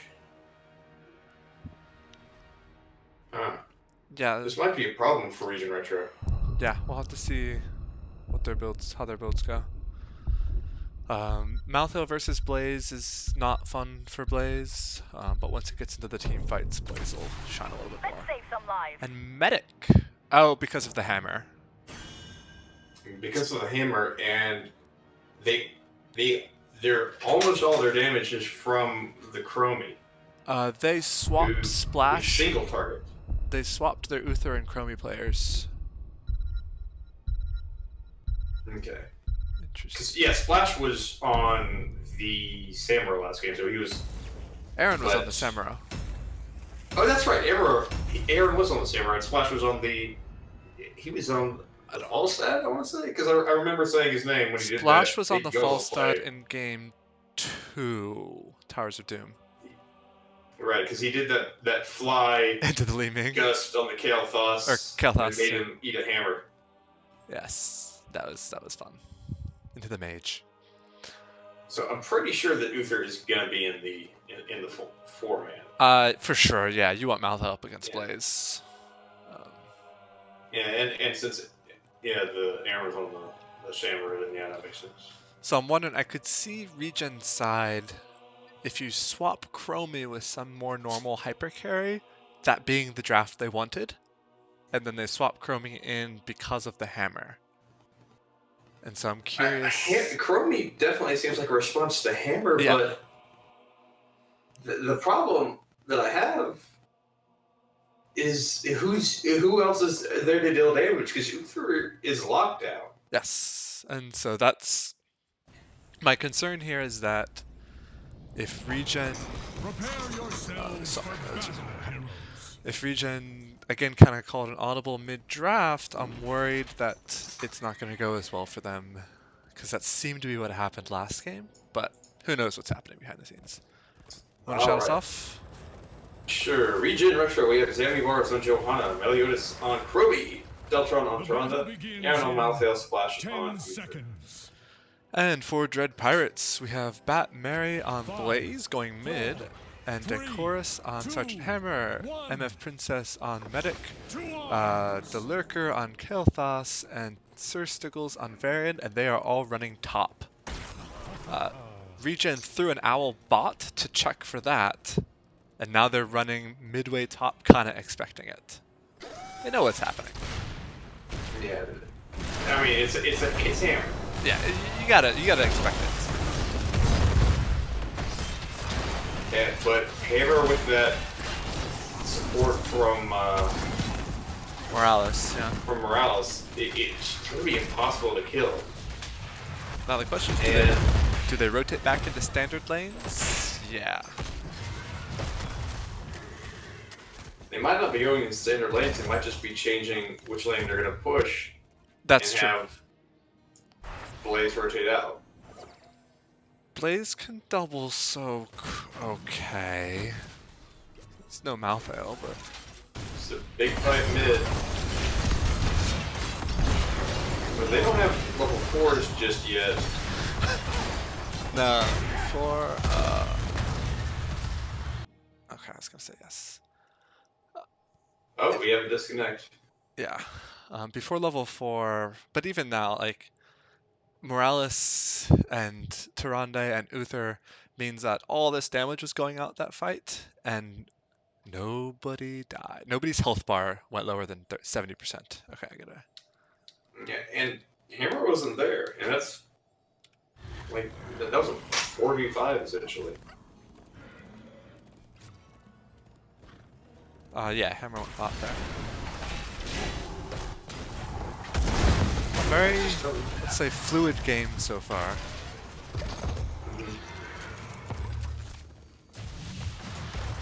And I'm pretty sure that Morales has a way to grab and stop him. Has what? I think Morales has a way to grab and stop him. Pretty sure. Oh, and yes, Kill this is is one way to get a low. kill. Yeah. Step 1, walk up them with Johanna. Step 2, question mark, question mark, question mark. Step 3. Malthael rotated down for that too, so it was a 5v4 as well. Offlaners rotating down into team fights. What are they thinking? You know, that might be their win condition right there. It's not killing a hammer, but taking out the kill loss. Yeah, it could be. I'm worried in later fights that'll get riskier to just fight over a hammer. It'll definitely be a problem on the point. But I just don't see how they're going to kill hammer. Yeah. Let's see. Standard variant. And it's going to be very hard into Tom variant. Standard Blaze talents. Standard Kalthas talents. Standard Malthael talents. Different Uther build from last time. Going with the basic attack. So Uther. Yeah, going that. Helps with CC. Because the other build was solo support. This is secondary. Yep. That is a dead Malthael. He's out. Or no. Well, he had. So I like Malthael, so I want to give all the credit to Malthael. However, Toronto was right above him killing him. Which I guess we can give some credit to Toronto for that. I guess. Sun comes out, follow up does not land from the Toronto, both coming out from the Chromie taunt on the Uther. This is just a lot of damage going out. Yeah. All these heals Blaze from both getting sides super low. though. Malthael is dove in deep. He has put damage onto everybody. He is low. Bomb coming out. Bomb is spread. Down goes Malthael. That was close. Actually, what talents did Morales take? Because Last year. I'm just curious because Morales kept up her energy for quite an extended fight there. So I wasn't watching too carefully. They took Catechus feedback last year, which Yeah. was for a decent amount of sustain on there. So I bet Morales, I think, had to be auto-attacking and using. Catechus or Caduceus? I don't know. Let's see what they get with this first Punisher. First Offlaners Punisher do generally doesn't get a lot accomplished, but they don't exactly have a ton of clear over it. It's at about half health. It's at the fort. The wave coming in.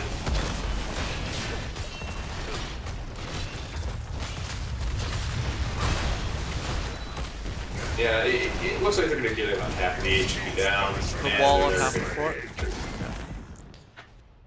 Meantime, Malthael took out half of the HP on the wall bot. Kept up the Sophos XP.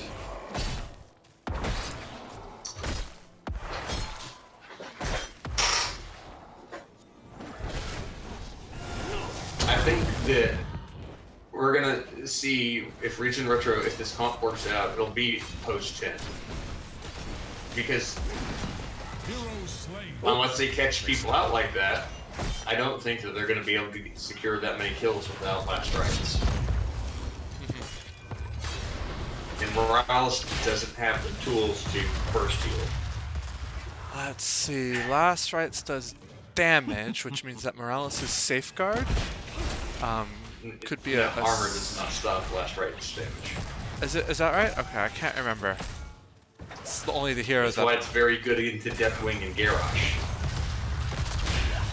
Yeah, you're right. If armor affected that, then he would be a very different hero. Yes, you're right. You're right. You're right.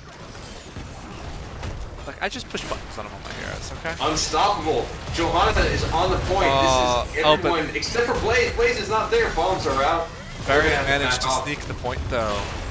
Surrounded by ReGen Retro. Wait, he got that? Yes, he did. ReGen Retro was all around the point, but not on it. Feels bad, man. How? Oh god. Yeah, they slipped that up a little bit. I was like, okay, they've done a full retreat. They're gonna win this point for sure. But nope. Big stun comes out. A fight over second point. This time it's the Malthael who's a little late to the blaze. 9 to 9. They're diving out of the point. This time Varian gets off and it is taken. These fights are such brawls. Last rights, tins are online. Dead, Oh, dead, golly. dead. Wow. Yeah, getting That was an tens in that amazing fight by ReGen Retro. If they could keep that up, they could win this. Speaking of ults, what do we got? Blessed Shield, Slowing Sands, which you saw, Starfall, which you saw right there, Last Rites, which you saw right there, Bunker, which would have been helpful that fight. Important to note, they were fighting on top of that, the slowing sands. Yeah, Slowing Sands that whole time, yeah.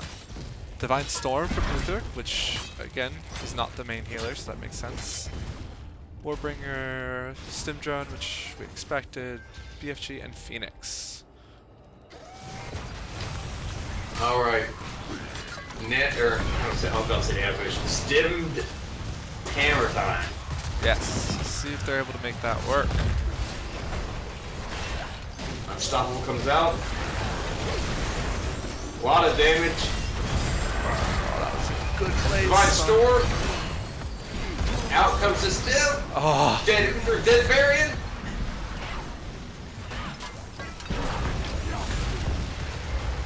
It's a 1-for-1 trade so far. Kael'thas almost got that Malthael kill too up top. 25 to 8. Bomb! Bomb spread! Bomb dead. So That right there is the power of Kael'thas. Sometimes when you're retreating, you just can't avoid spreading those bombs. yep. Interestingly, I think that Varian actually almost survived that fight, so that was almost going to be a no-death win from Dread Pirates there of that fight, but he wasn't quite able to get the bunker in time.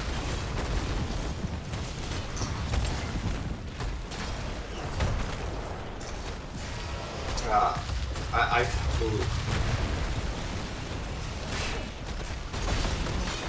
With the first of Punisher, that's a dead fort, so they're gonna have to pull this back to the keep wall. Yeah. And Thankfully with Hammer he can't like dive, so being able to kind of just keep that big building in between them and the Hammer, they were able to stay pretty safe there. now, one thing I will say about this map, this is one of the swingiest maps in the game. Because if you get a late game Frozen Punisher, then Yeah, you just can depending on what immediately Punisher come you back. get. Yeah. Yeah, I mean, yeah, if you get a late game Mortar Punisher, then I mean, Mortar does He does damage damage. now. Yeah. but it's not Sylvana straight to the Punisher. Attempted taunt Man, on remember Uther. when people hated Frozen Punishers and they only wanted Arcane? Those were the days. No, I mean, Frozen used to be really bad. It didn't freeze buildings, and Arcane would do so It much just slowed damage. people and rooted them in. During this time, while ReGen has 5 bot getting camps, Blaze is getting top fort. So that's 2 forts now for Red 2 Pirates. forts. More camps from ReGen. So they are actually still ahead in XP, because forts don't give you that big burst of XP anymore, unlike camps. But over time, that's going to favor Dread.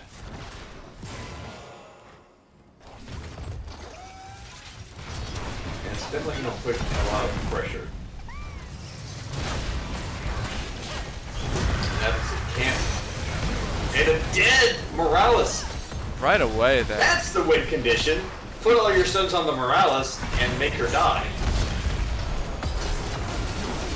It's an interesting Oh, decision. God. He's gonna kill him. I don't know why ReGen waited until the camp was taken before they went in.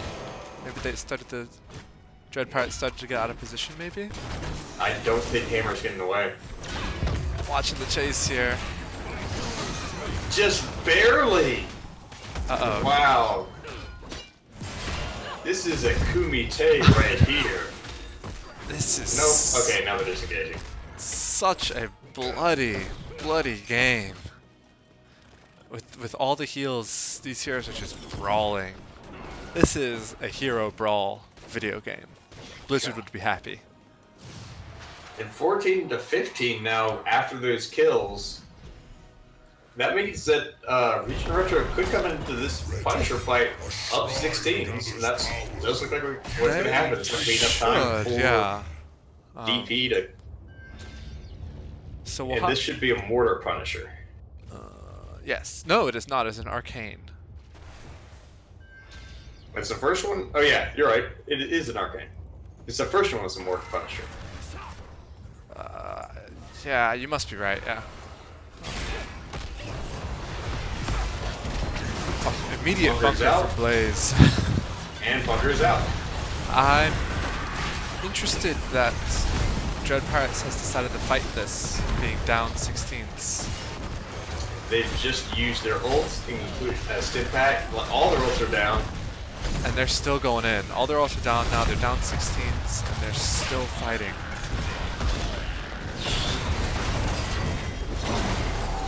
Wow, that taunt was very odd because of the timer interrupt. It made the animation get all wonky for a second. Interesting. And up 16s is the advantage that Red Pirates needed in order to secure a kill and get their first objective of the game. Yeah, I still feel like Dread Pirates was greedy there. They should have soaked 16 and then seen what the objective looked like. No, you're exactly right. The silver lining is that look top, you have a summoner wave along with a wave and a half of minions and a catapult. And Maltha That's has a to dead keep. Yeah, unless Maltha has to Maltha defend goes in mid too. response. Mid too. That was a big wave. Didn't want to miss that XP. Yeah, so they'll get Fort for free. The question is, how much will ReGen get of the bot lane here? They, Looks like they're just gonna go for more forts. Let the Punisher do his thing and push mid. this is a fine call as long as they don't pay for it. And they might be paying for They it right might. now. Unstoppable But comes Joe out. is so hard to kill. Yeah. Okay. So It's with that much unstoppable on your team. big fight. That was even Joe with the shielding. That was hand of protection. So who's our bird unstoppable and Saber? They had the lockdown for it. Just We are. can't evade, can't evade.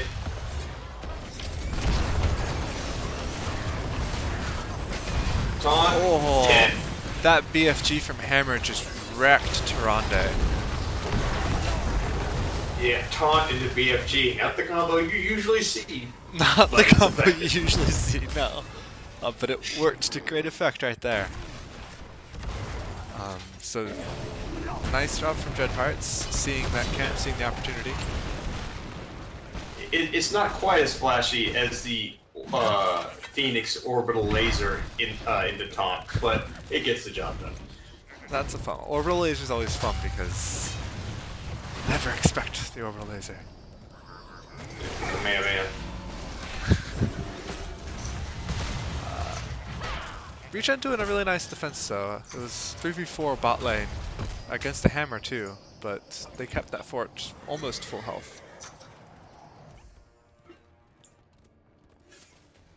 All camps are taken, no objective up, even talents. I don't know, I kind of feel like both teams are mostly just gonna clear minions and run away. Man, this is a pretty even game. 4 structures to 5, 11 kills to 8. Looking at the damage, pretty close across the board, surprisingly. Yeah. This is going to come down. Let's see where is the thing spot. Okay, it's spawning top. With a mortar. That's to the advantage of Dread Pirates, because if they get top, they get keep, possibly gain. It's not a If frozen Retro Punisher gets though. top, they're probably not going to get too much. Maybe a fort, maybe a keep, but unlikely to be entire game. So as Dread Pirates pushes bot fort, Malthael is taking this opportunity to go steal a camp. No, coming back, giving up on the camp. If I'm Malthael right there, actually, I start coming down bot, turn around, take mid. Yeah, I don't. Yeah, I think it was too late to come bot. I think he should have taken the camp or taken mid. But it worked out for ReGen Retro. Him coming bot signaled the disengage for It worked, yeah. It didn't make something happen, but it stopped possible bad things, so nice call. It's interesting because I would think that Dread Pirates wants to run at ReGen Retro. Both teams can take their camps. Yeah, for the most part. Just have to make sure that you're with Hammer, because Hammer's not going to be doing any running. Well, I say that because it was 18 to 19 then, and it's about to be 20 to 19. Look at what Chromie took at 20. Blessing of the Bronze. Blessing up, really? Yep. I haven't seen that pick too often since the nerf. Since it changed, yeah. Yeah. Remember when it was permanent? Yes. That was fair and also balanced. Let's see, we have other 20s now. Upgraded Starfall. I agree with Dread Pirate's call here. They are conceding the point, and instead they are pushing the other lanes. Yep. They're getting to 20. Sounds good. They're not making that same mistake of running in down a talent tier. Team has destroyed a fort. They need to soak 20s though still. And without looks- Malthael, they don't actually have a lot of shrine clear. 32, They have 33. enough. Yeah. Yeah, they're going to get there.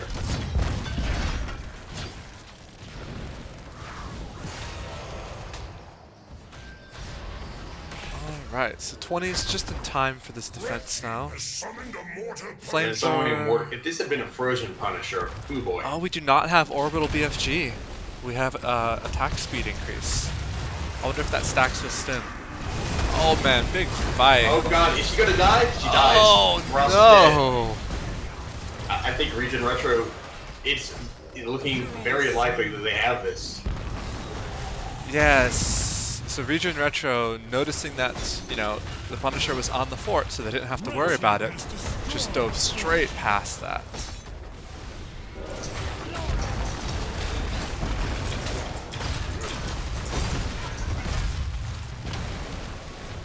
Yeah, this is a dead keep. These for are sure. long death timers still. Yeah, it's 30 seconds. I think it's enough time for ReGen Retro to end it, but I've been wrong so much tonight, I don't want to continually be wrong. So Dread Pirates' big advantage here. Oh no, they're just losing Kel'Thas. Oh, And no, Blaze. that's good. Oh, Blaze managed to escape, but I was gonna say with two of them, even with two of them, that was gonna be hard. They don't have the best siege regen, but there you go. ReGen Retro pulling off the upset. Yeah. Reminding you, they are number 3. They're not number 4.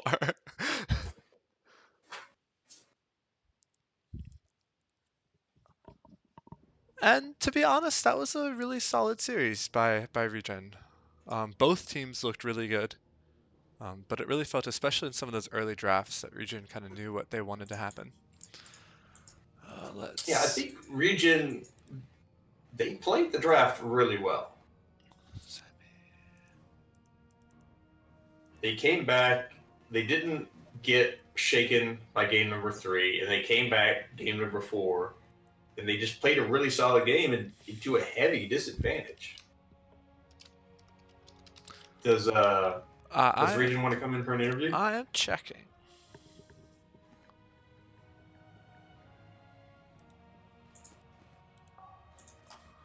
Yes, so we will find another lobby down here. Lobby 1? Okay.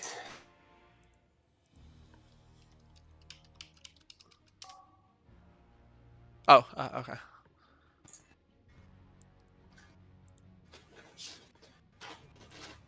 So it's not the captain. It'll be Splash that's doing the interview. Alright. So we'll wait for them to hop in.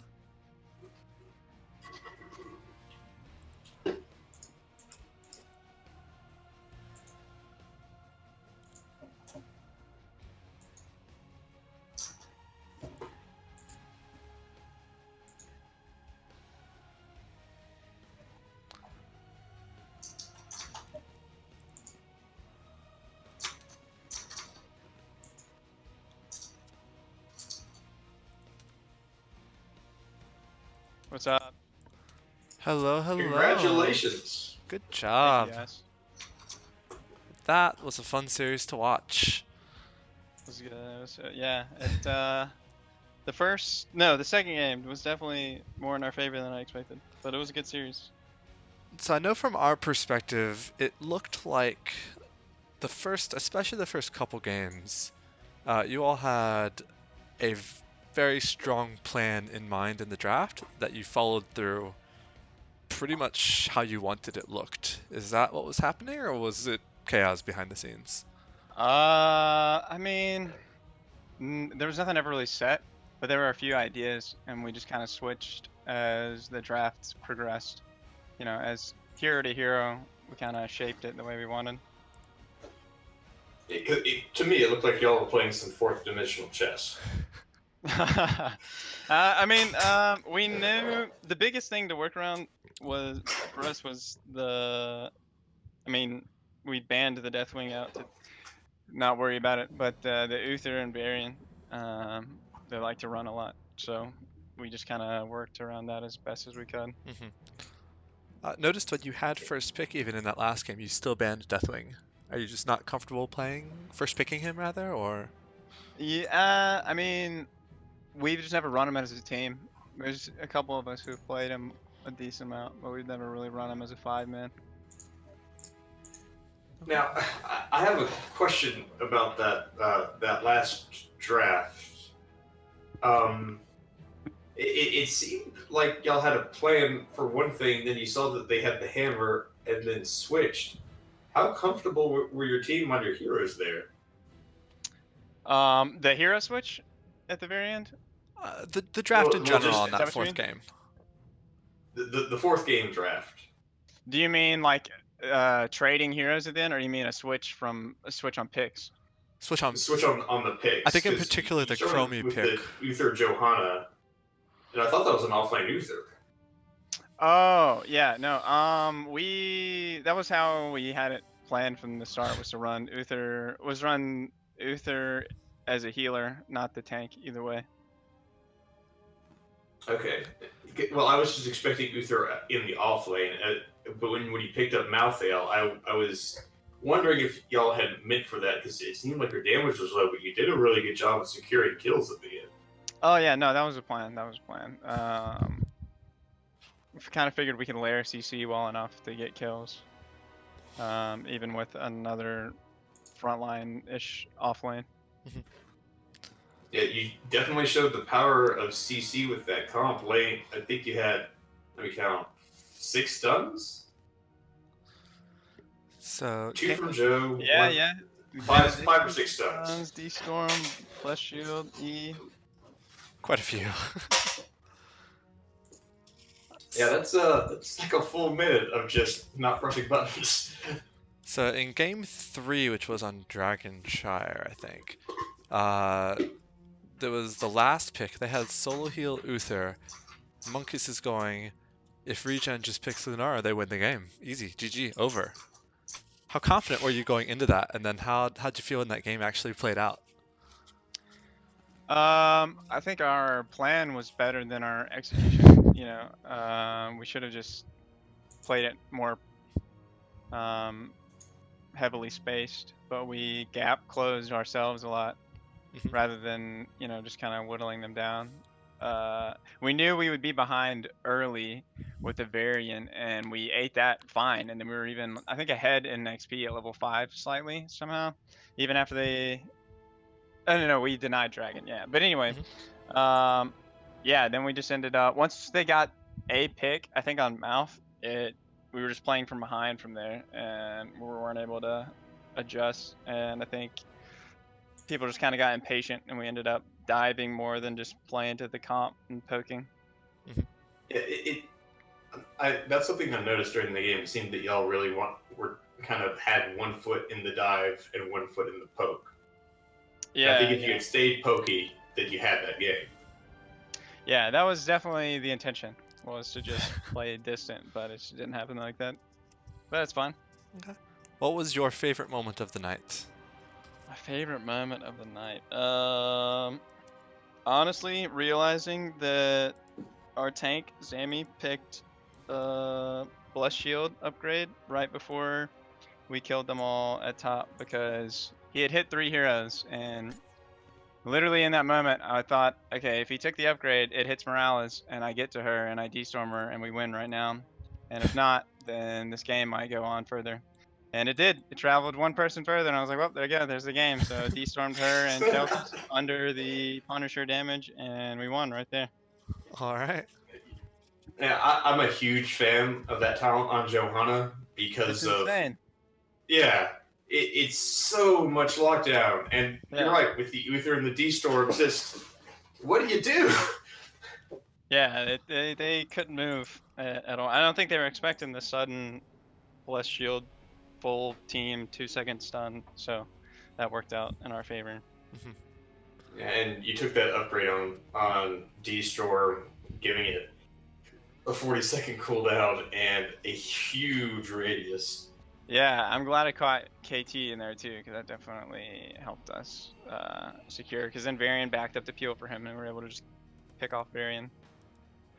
And just left KT and Blaze defending core, so it was a pretty easy core call from there. Yeah, unfortunately, Malthael got no value out of his level 20. That's okay. It's okay. We'll live Wrong with talent it. pick, We'll live with clearly. the no res value. Sometimes you just gotta take the win. Yeah. So you will be playing the winner of Deathwing's Hookah Lounge and Goodbye Forever. 1st and 4th seeds play in a couple days. Any of them that Sunday, they play on Thursday. Oh, really? Yeah. But it's on the schedule as Thursday. I've been wrong all night tonight. I'm just gonna keep whipping these softball throws. Just whoosh. Anything in particular you're worried about with either one of those teams? Anything where, I mean, honestly, not really. Oh, okay. You know, like, there's no specifics. We're just kind of going into it. We're probably gonna aim more heavily after seeing the match. You know, have an idea, but like going into it, they've both played a decent range of heroes. I think Deathwing is honestly the team that seemed to popularize in Div A the taunt variant a decent amount. They beat Dread Pirates with it early on, and then it kind of spread through the league a little bit. But I mean, there's nothing, you know, not really like, we're just kind of going into it level head. There's nothing specific that we're trying to focus on so far. I think we'll learn the most from seeing this match that they're about to play. Yeah, I will say that a longer set. I will say that it seems that how you handle the taunt variant blow up has been the key to a lot of these playoff games, and y'all had a much better strategy for it than we did. Yeah, we fortunately had already had to deal with it, you know, earlier on, so we had to adjust to it and figure something out beforehand. Yeah, getting that Uther Johanna was pretty clutch. Yeah, just setting up a front line that won't die was kind of our thought going into that one. And then we still had a decent amount of wave clear with Joe, in spite of even with another healer too, with running Tyrande and Uther. Yeah, that's half of Joe's job, or so I'm told by tank players. But y'all played an excellent series tonight. Congratulations. Thank you so much. Congrats, everyone. Any shout outs you got? Any shout outs? Shout out ReGen Retro. Shout out to org. Shout out to NGS for you know, organizing all this, letting everybody, you know, get these games in. It seems like everyone's enjoying keeping HOTS alive after HGC death as best as I can. So, yeah. All right. Thank you very All right. much. Good luck in your future endeavors next week. Thank you guys. Have a good one. You too. You too. And that's it, I think. Any last words, Monkus? Good luck with your game coming up. Yes, we've got our game coming up on Sunday, but for everyone watching, there's several more NGS matches before that you should try to watch. Well, Thursday, I Maybe it think. was your match I was thinking of instead of. Yeah, ours is Definitely good Sunday. matches. That could have been what you're thinking Yeah, of. yeah. Yeah. That was clearly what I was thinking of. Of So, course. So you were not wrong after all, course. if you look at it from that I wouldn't perspective. just. No, I was still wrong, but in my heart of hearts, I was right. All right. Thank you, everybody, for watching. Have fun. Keep the game alive. See y'all. Night, everybody.